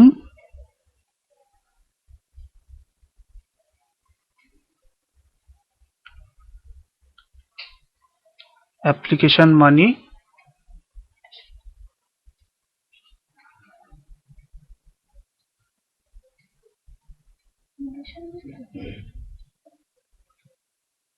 received on 4,500 debenture at the rate of rupees 100 each। बस ফার্স্ট এন্ট্রি আমাদের কমপ্লিট। সেকেন্ড এন্ট্রি কি হবে? এবার ডিবেঞ্চার অ্যাপ্লিকেশনের টাকা ডিবেঞ্চার অ্যাকাউন্টে পাঠাবো, তার জন্য ডিবেঞ্চার অ্যাপ্লিকেশন আমাদের ডেবিট হবে।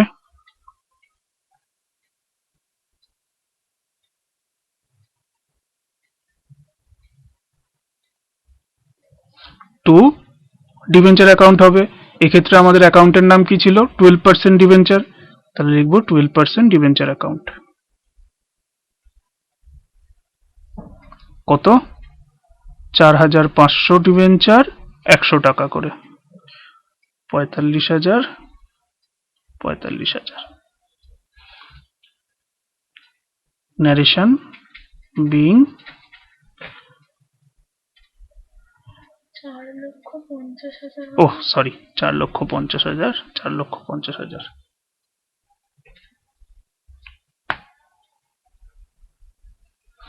Being application money transferred to 12% debenture account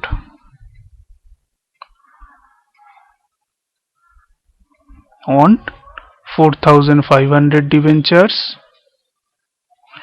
at the rate of rupees 100 per debenture as per BR number dated .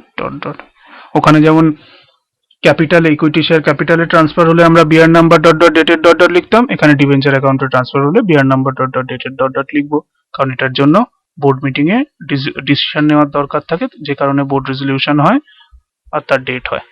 ওকে, এটা করলে আমাদের অঙ্ক শেষ। মাত্র দুটো এন্ট্রি, একটা গোটা অঙ্ক শেষ। বোঝা গেল? আশা করি কারোর কোথাও বুঝতে প্রবলেম হয়নি। আচ্ছা, হয়তো কারোর টোকা হয়নি এখনো, তো সে টোকো।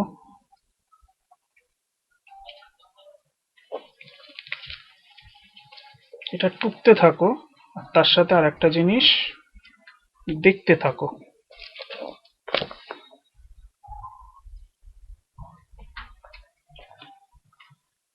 আচ্ছা, টুকেই না, আমি 5 গোনার মধ্যে তোমাদের টোকা হয়ে যাবে আশা করি। 5 হয়ে গেছে। আচ্ছা, 4 3 2 1 এবার হয়ে গেছে। হয়ে গেছে তো? আশা করি হয়ে গেছে। হ্যাঁ, আমি এগোচ্ছি। দেখো, এটা তোমরা করলে এখন, আর দুয়েরটা এটা থাকবে তোমাদের হোমওয়ার্ক। এখন জাস্ট একটু ডিসকাস করে দিই কি রয়েছে। সবাই দেখছো আশা করি। Evergreen limited issued prospectus inviting application, মানে অ্যাডভার্টাইজ দিয়েছে, অ্যাপ্লিকেশন ইনভাইট করেছে কতর জন্য? 8,000 ডিবেঞ্চারের জন্য। ডিবেঞ্চারের নাম কি? 10% debenture of 50 each at payable entire amount. বলছে সব টাকা দিয়ে দিতে হবে, এক একটা ডিবেঞ্চারের দাম 50 টাকা করে। ওকে, অ্যাপ্লিকেশন ওয়্যার রিসিভড 10,000 ডিবেঞ্চার, বলছে 10,000 ডিবেঞ্চারের জন্য অ্যাপ্লিকেশন পাওয়া গেছে। এখানে আমরা 8,000 ইস্যু করেছিলাম, 10,000-এর জন্য পাওয়া গেছে।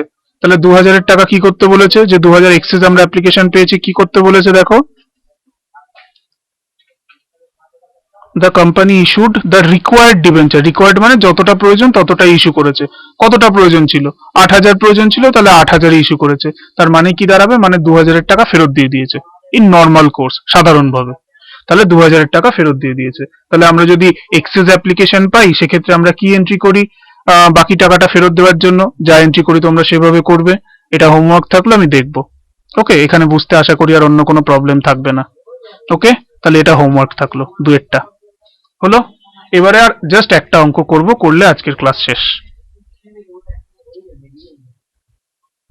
কারোর বুঝতে প্রবলেম থাকলে বলতে পারো, আমি নেক্সট অঙ্কে যাচ্ছি।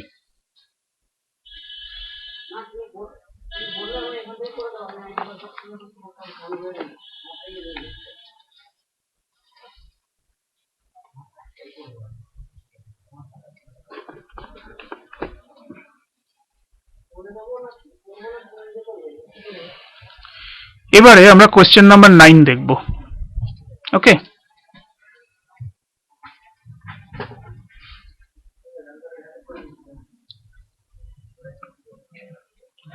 দেখো কোয়েশ্চেন নাম্বার 9 কি বলেছে। বলেছে Suriya limited issued 10,000 9% mortgage debenture. তার মানে এই ডিবেঞ্চারটার নাম কি? এই ডিবেঞ্চারটার নাম হচ্ছে 9% মর্টগেজ ডিবেঞ্চার। তাহলে পুরো অ্যাকাউন্টের নাম কি হবে বলো তো? 9% মর্টগেজ ডিবেঞ্চার অ্যাকাউন্ট। ওকে, তাহলে Surya limited issued 10,000 9% mortgage debenture of ₹50 each against security of land building. এই লাইনটা দেখলে তোমাদের কনফিউশন হতে পারে যে এটা আবার কি। তার মানে কি ল্যান্ড বিল্ডিং বিক্রি করা হলো? না, সেরকম কিছু নয়। এর মানে হচ্ছে ল্যান্ড আর বিল্ডিং, মানে ল্যান্ড বিল্ডিং কেনা হয়েছে। এই কিনতে গিয়ে কোম্পানির দরকার পড়েছিল কিছু টাকা, সেই টাকা জোগাড় করার জন্য কোম্পানি ডিবেঞ্চার ইস্যু করছে। মানে এক কথায় ল্যান্ড বিল্ডিং লোন নিয়ে কিনছে, সেই লোন নিতে গিয়ে ডিবেঞ্চার ইস্যু করেছে। বোঝা গেল? তো এটা এছাড়া আর কিছুই নয়। একদম সিম্পল ভাষায় কোম্পানি 10,000 ডিবেঞ্চার ইস্যু করছে, 50 টাকা করে দাম, আর কিচ্ছু না। সেটা কি জন্য করছে সেটা এখানে লিখে দিয়েছে, যে against security of land and building. আচ্ছা, একটু না ভুল বলে ফেললাম। এখানে যেটা বলেছে each against security of land and building, এর মানে হচ্ছে, প্রথমে বলি মর্টগেজ ওয়ার্ডটার মানে কি আর এই লাইনটার মানে কি। এখানে একটু একটা গন্ডগোল করে ফেললাম, ক্লিয়ার করে দিই সেটা।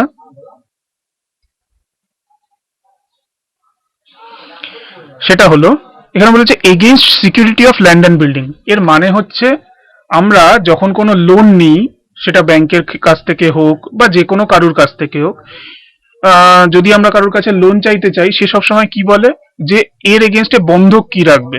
যদি বাই চান্স তুমি সেই লোনের টাকা দিতে না পারো, আমি সেক্ষেত্রে কি পাবো? তো ব্যাংক অনেক সময় বাড়ির দলিল বন্ধক রাখে, গাড়ি থাকলে সেটা বন্ধক রাখে, আরো বিভিন্ন সম্পত্তি যেমন সোনা দানা এই সমস্ত বন্ধক রাখে। তো এইখানে যে ডিবেঞ্চার ইস্যু করা হচ্ছে, ডিবেঞ্চার ইস্যু করা মানে তো অ্যাকচুয়ালি লোন নেওয়া। তো কোম্পানি বলছে আমরা লোন নিচ্ছি জনসাধারণের কাছ থেকে, যদি জনসাধারণকে এই লোনের টাকা ফেরত দিতে না পারি, সেক্ষেত্রে আমি এই ল্যান্ড আর বিল্ডিং, আমার যে জমি এবং বাড়ি রয়েছে সেটাকে আমি বন্ধক রাখলাম। যদি আমি টাকা ফেরত দিতে না পারি, তাহলে আমার এই ল্যান্ড অ্যান্ড বিল্ডিং জনসাধারণ বেচে তাদের টাকা ফেরত নিয়ে নিতে পারে। বুঝা গেল?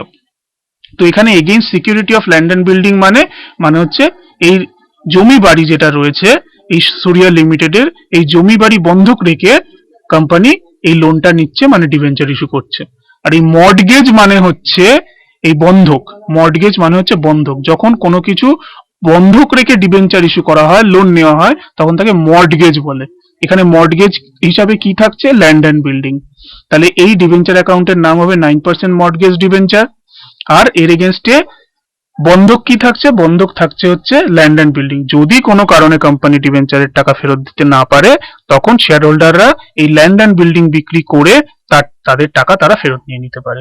এটাই এখানে আমাদের অ্যাকাউন্টেন্সিতে কোনো অ্যাপ্লিকেবিলিটি নেই। অ্যাকাউন্টেন্সিতে ল্যান্ড অ্যান্ড বিল্ডিং বলে কিছুই আসবে না, কিন্তু এটা জাস্ট আমাদের বলে দিয়েছে বোঝার জন্য যে মর্টগেজ মানে কি, আর মর্টগেজ হিসাবে যেটা থাকে সেটাকে কি কিরকম ভাবে লেখা হয় বা বলা হয়।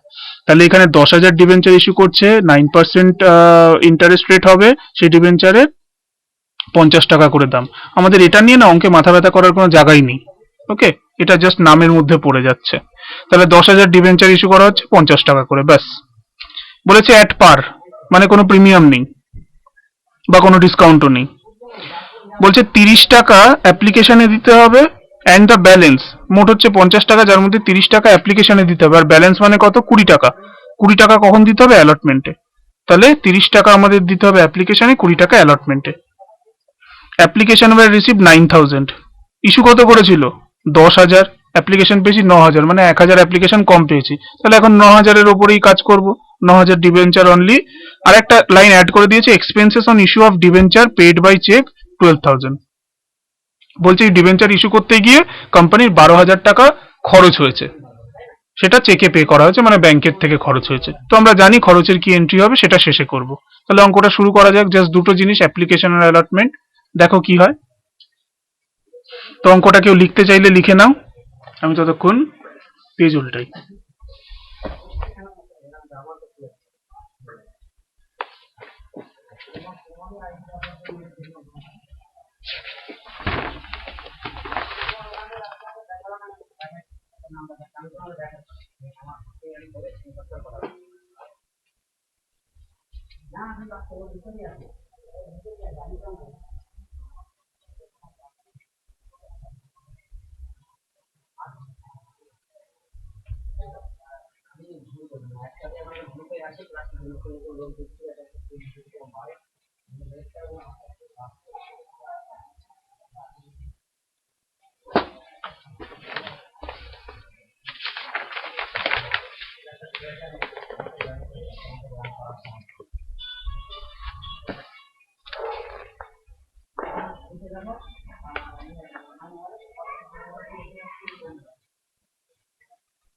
হয়ে গেলে কোনো একজন আমাকে একটু বলো যে হয়ে গেছে, তারপরে আমি তাহলে অঙ্কটা শুরু করে দেবো।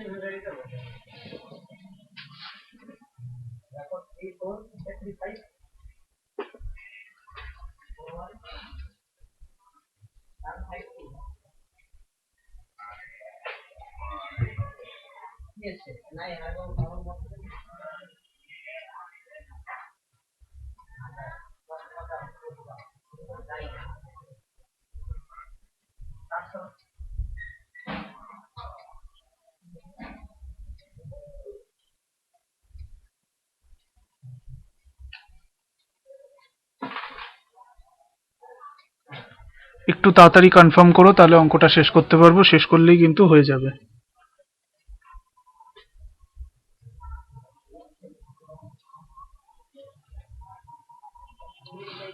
ওকে, কিঙ্কিনি লিখে পাঠিয়েছে হয়ে গেছে, তো আমি ধরে নিচ্ছি যে বাকিদেরও লেখা হয়ে গেছে, আমি অঙ্কটা স্টার্ট করছি। ইন এনি কেস যদি বাকি থাকে, পরে কখনো ইউটিউব থেকে ভিডিও চালিয়ে এই জায়গায় এসে পজ করে লিখে নিতে পারো, বা অন্য কারোর কাছ থেকেও নিয়ে নিতে পারো। তো আমি স্টার্ট করছি।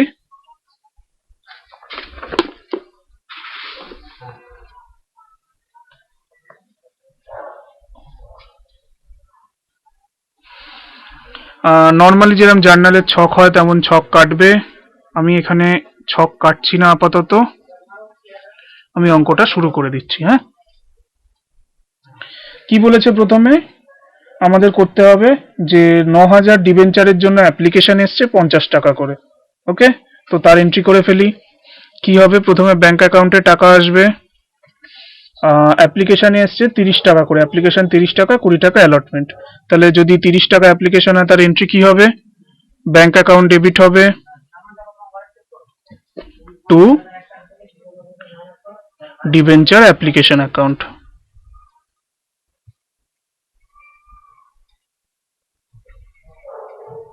Bank account debit to debenture application account, কত ডিবেঞ্চারের জন্য, 9,000 ডিবেঞ্চার, ক টাকা করে, 30 টাকা করে। তাহলে হলো 2,70,000 টাকা ডেবিট, 2,70,000 টাকা ক্রেডিট। ন্যারেশন সেম হবে, এই অঙ্কে আমি আর ন্যারেশন লিখছি না। তাহলে ব্যাংক অ্যাকাউন্ট ডেবিট হলো, ডিবেঞ্চার অ্যাপ্লিকেশন ক্রেডিট হলো। আমাদের ফার্স্ট এন্ট্রি কমপ্লিট। এবারে অ্যাপ্লিকেশনের টাকা আমরা ডিবেঞ্চার অ্যাকাউন্টে ট্রান্সফার করব। তার জন্য কি এন্ট্রি হবে? তার জন্য debenture account, debenture application account debit হবে।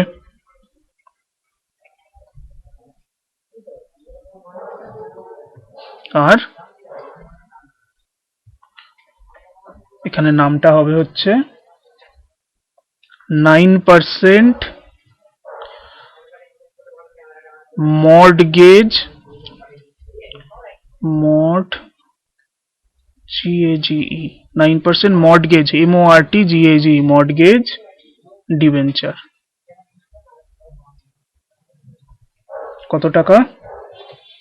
2,70,000, 2,70,000,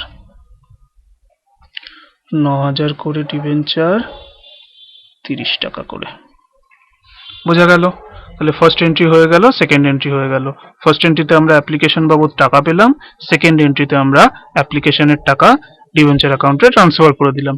এক্ষেত্রে ডিবেঞ্চার অ্যাকাউন্টটার নাম হচ্ছে 9% মর্টগেজ ডিবেঞ্চার অ্যাকাউন্ট। হলে আমাদের অ্যাপ্লিকেশনের কাজ শেষ। নেক্সট কাজ কি? নেক্সট কাজ হচ্ছে আমাদের অ্যালটমেন্টের টাকা পাওয়া। তাহলে অ্যালটমেন্টের টাকা পাবো কত করে? 20 টাকা করে দিই। অ্যালটমেন্টের টাকা প্রথমে ডিবেঞ্চার অ্যাকাউন্টে পাঠাবো, আর তারপরে হচ্ছে আমাদের অ্যালটমেন্টের টাকা ব্যাংকে পাবো। তাহলে ফার্স্ট ডিবেঞ্চারে পাঠানোর এন্ট্রি করি। কি লিখবো? ডিবেঞ্চার অ্যালটমেন্ট অ্যাকাউন্ট ডেবিট করব।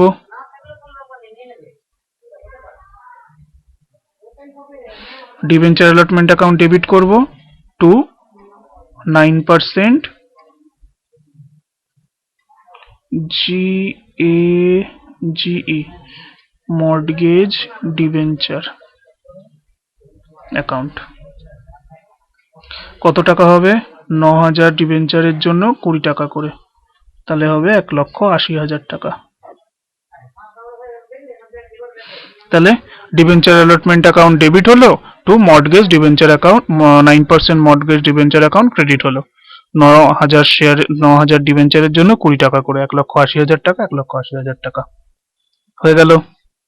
তাহলে অ্যালটমেন্টের ডিউ এন্ট্রি হয়ে গেল, ডিবেঞ্চার ট্রান্সফার হয়ে গেল। এইবারে আমরা অ্যালটমেন্টের টাকা ব্যাংকে পাবো। ব্যাংকে পেলে তার জন্য কি করব? ব্যাংক অ্যাকাউন্ট ডেবিট করব টু ডিবেঞ্চার অ্যালটমেন্ট অ্যাকাউন্ট। কত ডিবেঞ্চার? 9,000 ডিবেঞ্চার, 20 টাকা করে, 1,80,000 টাকা, 1,80,000 টাকা হয়ে গেল। তাহলে আমাদের অ্যাপ্লিকেশনের কাজ শেষ, আমাদের অ্যালটমেন্টের কাজ শেষ। অঙ্কে আর কিছু বাকি নেই। 30 টাকা অ্যাপ্লিকেশনে বলেছিল, 20 টাকা অ্যালটমেন্টে বলেছিল। তাহলে আমাদের অ্যাপ্লিকেশন হয়ে গেল, অ্যালটমেন্ট হয়ে গেল। লাস্ট লাইনে একটা জিনিস বলেছে যে একটা এক্সপেন্সেস হয়েছে, তার জন্য একটা এন্ট্রি করতে হবে। কি এন্ট্রি করতে হবে? ইকুইটি শেয়ার ক্যাপিটালের সময় যা এন্ট্রি করেছিলাম এখানেও সেম এন্ট্রি হবে। কি এন্ট্রি হবে? বলেছে অ্যাপ্লিকেশন আমাদের এক্সপেন্সেস হয়েছে ডিবেঞ্চার ইস্যু করতে গিয়ে 12,000 টাকা, যেটা কিনা চেকে দেওয়া হয়েছে। তাহলে যে কোনো এক্সপেন্সেস যদি হয়, আমরা জানি এক্সপেন্সেস আর অলওয়েজ ডেবিট, তাহলে কোনো এক্সপেন্সেস যদি হয়ে থাকে সেই এক্সপেন্সেস ডেবিট হবে। অ্যাকাউন্টের নাম কি হবে? এখানে ডিবেঞ্চার ইস্যুর জন্য এক্সপেন্সেস হয়েছে, তাহলে অ্যাকাউন্টের নাম হবে expenses on issue of debenture. ওখানে শেয়ার ছিল, এখানে ডিবেঞ্চার হবে। তাহলে expenses on issue of debenture account debit হলো টু, খরচটা ব্যাংক থেকে হয়েছে চেকের মাধ্যমে, তাই ব্যাংক অ্যাকাউন্ট ক্রেডিট হবে। কত? 12,000 টাকা। লিখে দিলাম 12,000 টাকা। লিখে দিলে আমাদের এন্ট্রি কমপ্লিট। ডিবেঞ্চারের জন্য যা এক্সপেন্সেস এসেছে সেটা ডেবিট করলাম, ব্যাংক থেকে টাকা গেছে বলে ব্যাংক ক্রেডিট করলাম। করলে এই অঙ্কে আমাদের এন্ট্রি কমপ্লিট, সাথে সাথে অঙ্কটাও কমপ্লিট। বোঝা গেল? একদম সিম্পল, সুন্দর, সস্তা অঙ্ক। ওকে, তাহলে ভাবো কতটা সহজ জিনিস। আচ্ছা, আশা করি সবার হয়ে গেছে।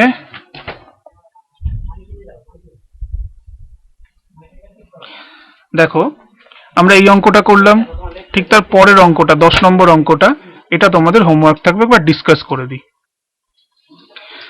বলেছে উদাহরণ limited invited application for 10,000 8% debenture, তাহলে ডিবেঞ্চারের নাম কি হবে? 8% ডিবেঞ্চার হলো। অফ 100 ইচ অ্যাট পার, বলছে 100 টাকা করে দাম অ্যাট পার, মানে ডিসকাউন্ট নেই, প্রিমিয়ামও নেই। Payable in 4 equal instalment, payable in 4 equal instalment মানে কি? বলছে টাকাটা 4 ভাগে নেওয়া হবে। 4 ভাগে মানে 100 টাকাকে যদি 4 ভাগে নেওয়া হয়, কি করে কত কত করে নেওয়া হবে? 25 টাকা করে, 4 25 100, তাহলে 4 ভাগে নেওয়া হবে। 4 ভাগে নেওয়া হলে কিভাবে নেওয়া হবে? প্রথমে অ্যাপ্লিকেশন হবে, তারপরে অ্যালটমেন্ট হবে, তারপরে ফার্স্ট কল হবে, তারপরে ফাইনাল কল হবে। বোঝা গেল? তাহলে এইভাবে 4 ভাগে নেওয়া হবে। তাহলে 4 ইকুয়াল ইনস্টলমেন্ট মানে কি? Application, allotment, first call, final call. এখানে এটাকে এক কথায় 4 ইকুয়াল ইনস্টলমেন্ট বলে দিয়েছে। বলেছে application were received 12,000 debenture, 10,000 issue করছিলাম, 12,000 এর অ্যাপ্লিকেশন এসছে, বেশি এসছে 2,000, সেই 2,000 এর জন্য কি করতে বলেছে? The director allotted 10,000 debenture and refunded, ফেরত দিয়ে দিয়েছে এক্সেস অ্যাপ্লিকেশন মানি। বলছে 2,000 ডিবেঞ্চারের জন্য যে এক্সেস অ্যাপ্লিকেশন এসেছিল সেটা ফেরত দিয়ে দিয়েছে। তাহলে এখানে আমাদের এক্সেস অ্যাপ্লিকেশন হলে যেরকম এন্ট্রি করতে হয় তেমনই করতে হবে। বোঝা গেল? বলছে prepare necessary journal entries for the above transaction, বলছে এটা জার্নাল করতে। বাস, একদম সিম্পল অঙ্ক। তোমরা এটা বাড়িতে করবে, এটা তোমাদের হোমওয়ার্ক থাকলো। ওকে, তাহলে তোমাদের টোটাল দুটো মাত্র হোমওয়ার্ক থাকলো। এবার প্রশ্ন হচ্ছে এত হোমওয়ার্ক কম থাকার কারণ কি? তার কারণ হচ্ছে আগামীকাল তোমাদের একটা এক্সট্রা ক্লাস থাকবে, 1 ঘন্টা থেকে 1 ঘন্টা 15 মিনিট ম্যাক্সিমাম হবে, এর থেকে বড় ক্লাস হবে না। আমি মানে চেষ্টা করেছি যতটা ছোট করা সম্ভব ততটা ছোট করতে। তো আগামীকাল তোমাদের লাস্ট এন্ট্রি ন্যারেশন, সম্ভবত এটা বলে দিচ্ছি। আগামীকাল তোমাদের সন্ধ্যে 7টার সময় আমি একটা এক্সট্রা ক্লাস রেখেছি, যেটা ইউটিউবে থাকবে। আমি তোমাদের লিঙ্ক পাঠিয়ে দেব, তো সেই লিঙ্কে ক্লিক করলে তোমরা ক্লাসটা দেখতে পাবে। ম্যাক্সিমাম 8টা কি 8:15 হবে, এর থেকে বেশি হবে না। তো সেই ক্লাসটা তোমরা করে নিও। সেখানে আমি কি করিয়েছি, এর আগের দিন মহিমা একটা অঙ্ক আমাকে বলেছিল, কোশ্চেন নাম্বার 69, যেটা আমারও করানোর খুব ইচ্ছে ছিল, যেখানে মেশিনারি কিনে তার এগেনস্টে শেয়ার ইস্যু করলে কি হবে সেটা রয়েছে, প্লাস ব্যালেন্স শিটটা আরেকবার ভালো করে বোঝানো হয়েছে। তো অবশ্যই ক্লাসটা করবে, ক্লাসটা করলে অনেকগুলো জিনিস একসাথে ক্লিয়ার হবে। খুব ভালো অঙ্ক, দেখলে তোমাদের অনেক জিনিস পরিষ্কার হয়ে যাবে। তোমরা অবশ্যই ক্লাসটা করবে। ক্লাসটা কালকে 7টার সময় আপলোড করছি, তোমরা কালকের মধ্যে করবে। আমি ওখানে যে 69 নাম্বার অঙ্কটা করিয়েছি সেই অঙ্কটা আমি পরের দিন, মানে শনিবার যে আমার ক্লাস থাকবে সেই শনিবারে আমি ক্লাস স্টার্ট করার আগে হোমওয়ার্ক হিসাবে যেন পেয়ে যাই। ওকে, তাহলে তোমাদের 3টে জিনিস হলো, এই দুটো হোমওয়ার্ক থাকলো, আর কালকে যে এক্সট্রা ক্লাস হবে তাতে যে অঙ্কটা করানো হবে 69, সেটা একদম ফ্রেশ করে সমস্ত কিছু লিখে টিকে ওই অঙ্কটা হোমওয়ার্ক থাকলো। ওকে, এই হোমওয়ার্কটা তোমরা প্লাস কালকে যে এক্সট্রা ক্লাস হবে তার হোমওয়ার্ক সব মিলিয়ে তোমরা নেক্সট দিন মানে শনিবার ক্লাস স্টার্টের আগে আমাকে দিয়ে দিলেই হয়ে যাবে। ওকে, আচ্ছা, তাহলে আজকের ক্লাস এখানেই শেষ হচ্ছে। এখানে দুটো কমেন্ট এসছে, তাদের আনসার গুলো আমি দিয়ে দিই, দিয়ে দিলে কাজ শেষ হয়ে যাবে। ওকে, আচ্ছা, কিঙ্কিনি বলেছে যে তারা লাস্ট এন্ট্রি ন্যারেশন কি হবে, এটার ন্যারেশন, এটা যদিও আমরা এর আগে শেয়ার ক্যাপিটালে দেখিয়েছি, এখানে আরেকবার দেখিয়ে দিচ্ছি। Being expenses on issue of debenture paid by check, বাস এটুকু। Being expenses on issue of debenture paid by cheque, এটা হয়ে গেল লাস্টের ন্যারেশনটা। অনুষ্কা বলছে 10 নাম্বারটা আর একবার বলুন। 10 নাম্বার, আচ্ছা, মানে যেটা হোমওয়ার্ক দিলাম সেটা। কিঙ্কিনি লিখে নাও এটা।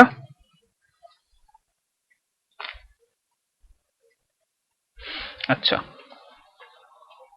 অনুষ্কা দেখো 10 নম্বরের অঙ্কটায় বলেছে যে উদয়ন লিমিটেড 10,000 ডিবেঞ্চার ইস্যু করেছে। ডিবেঞ্চারটার নাম হচ্ছে 8% ডিবেঞ্চার, এক একটার দাম হচ্ছে 100 টাকা করে অ্যাট পার, মানে কোনো প্রিমিয়াম নেই। তাহলে 10,000 ডিবেঞ্চার ইস্যু করছে, ডিবেঞ্চারের নাম 8% ডিবেঞ্চার, 100 টাকা করে দাম। বলেছে payable in 4 equal instalment. 4 equal instalment মানে কি? বলছে 100 টাকা যাদেরকে ডিবেঞ্চার ইস্যু করা হচ্ছে তারা 4 ভাগে দেবে। 4 ভাগে মানে 100 টাকাকে 4টে ভাগ করলে 25 টাকা করে হয়, তার মানে প্রতিটা ভাগে মানে প্রতিবার 25 টাকা করে দেবে। 4 ভাগে দেবে মানে 4 বারে দেবে। আমরা জানি শেয়ার বা ডিবেঞ্চার যদি ভাগে মানে ইনস্টলমেন্টে কিস্তিতে নেওয়া হয় তাহলে সেক্ষেত্রে ফার্স্ট ভাগকে অ্যাপ্লিকেশন বলে, সেকেন্ড ভাগকে অ্যালটমেন্ট বলে, থার্ড ভাগকে ফার্স্ট কল বলে, লাস্ট ভাগকে মানে ফোর্থ ভাগকে ফাইনাল কল বলে। তো এখানে আমরা 4 ভাগে মানে 25 টাকা করে অ্যাপ্লিকেশন, 25 টাকা করে অ্যালটমেন্ট, 25 টাকা করে ফার্স্ট কল, 25 টাকা করে ফাইনাল কল, এই হিসাবে আমরা ডিবেঞ্চারের টাকা ডিবেঞ্চার হোল্ডারদের কাছ থেকে নেব। শেয়ার হোল্ডার মানে যারা শেয়ার কেনে তাদের শেয়ার হোল্ডার বলে, যারা ডিবেঞ্চার কেনে তাদের ডিবেঞ্চার হোল্ডার বলে। ওকে, তাহলে এই 100 টাকা আমরা 4 ভাগে মানে 25 টাকা 25 টাকা 25 টাকা 25 টাকা এই 4 ভাগে নেব। হলো। অ্যাপ্লিকেশন ওয়্যার রিসিভ 12,000 ডিবেঞ্চার, বলেছে 10,000 ইস্যু করেছিল কিন্তু 12,000-এর অ্যাপ্লিকেশন পেয়েছে, তার মানে 2,000-এর অ্যাপ্লিকেশন বেশি পেয়েছে। এই যে 2,000-এর অ্যাপ্লিকেশন বেশি পেলো, আমরা যেরকম শেয়ার ক্যাপিটালের অঙ্কে করেছিলাম যে অ্যাপ্লিকেশন যত শেয়ারের জন্য বেশি পাবে সেই শেয়ারের অ্যাপ্লিকেশন ফেরত দিয়ে দেওয়া হয়। কিভাবে ফেরত দেওয়া হতো? যে application account debit to bank করে, যদি ফেরত দেওয়া হতো ব্যাংক করে দেওয়া হতো, যদি সেটা প্রোরাটা করা হতো সেক্ষেত্রে অ্যালটমেন্ট ইন অ্যাডভান্সকে ক্রেডিট করা হতো। তো এই অঙ্কে আমাদের বলেছে যে রিফান্ড এক্সেস মানে যে 2,000 ডিবেঞ্চারের অ্যাপ্লিকেশন এক্সট্রা এসেছিল সেগুলোকে ফেরত দিয়ে দেওয়া হয়েছে, তার টাকা ফেরত দিয়ে দেওয়া হয়েছে। ফেরত দিয়ে দেওয়া হলে কি হয়? ফেরত দিয়ে দেওয়া হলে নর্মালি ব্যাংকের মাধ্যমে টাকাটা ফেরত দিয়ে দেওয়া হয়, ব্যাংক ক্রেডিট করে, আর অ্যাপ্লিকেশনকে ডেবিট করে দেওয়া হয়। এক্ষেত্রেও তাই হবে, ডিবেঞ্চার অ্যাপ্লিকেশন ডেবিট করতে হবে টু ব্যাংক করতে হবে। দেখো এখানে যে আমরা দেখিয়েছি, যখন আমরা নর্মালি বোঝাচ্ছিলাম যে কোথায় গেল,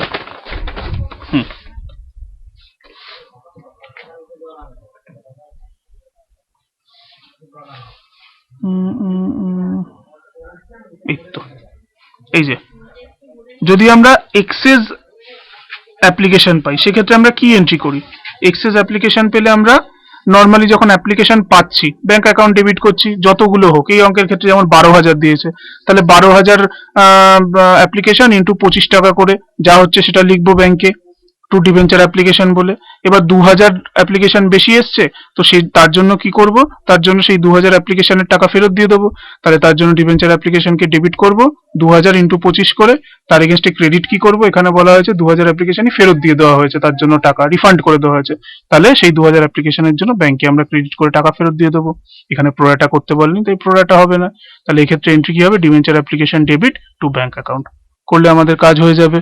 এক্সেস অ্যাপ্লিকেশনের টাকা ফেরত চলে গেল, তারপরে নর্মাল অঙ্ক, তারপরে অ্যাপ্লিকেশনের টাকা আমরা ডিবেঞ্চার অ্যাকাউন্টে পাঠাবো। ডিবেঞ্চার অ্যাকাউন্টের নাম হবে 12% ডিবেঞ্চার অ্যাকাউন্ট। ডিবেঞ্চার অ্যাকাউন্টের নাম হবে কি? ও সরি, এখানে 8% আছে, তাহলে 8% ডিবেঞ্চার অ্যাকাউন্ট হবে নাম। তাহলে অ্যাপ্লিকেশনের টাকা 8% ডিবেঞ্চার অ্যাকাউন্টে পাঠিয়ে দেবো। তারপরে অ্যালটমেন্টের টাকা ডিউ করব, ডিউ করলে কি এন্ট্রি হয়?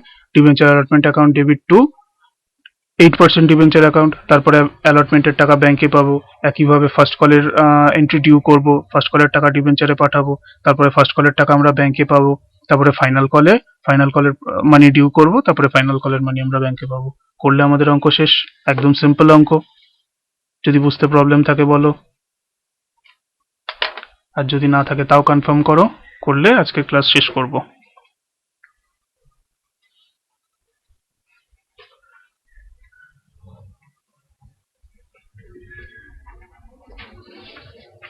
কারুর যদি প্রবলেম থাকে বলো, যদি না থাকে তাও একবার কনফার্ম করো।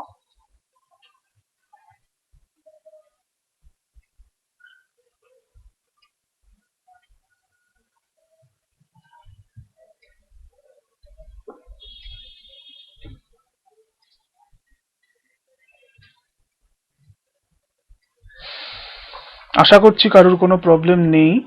তো আমি যে দুটো হোমওয়ার্ক দিলাম তার ফটো আমি হোয়াটসঅ্যাপে পাঠিয়ে দিচ্ছি। আর আর আজকের ক্লাস তাহলে এখানেই শেষ করছি। যদি কারোর এখনো কোনো প্রবলেম থেকে থাকে আমাকে হোয়াটসঅ্যাপে মেসেজ করে দাও, আমি সেই মতো বুঝিয়ে দিচ্ছি। ওকে, তো এটা এখানেই শেষ করছি।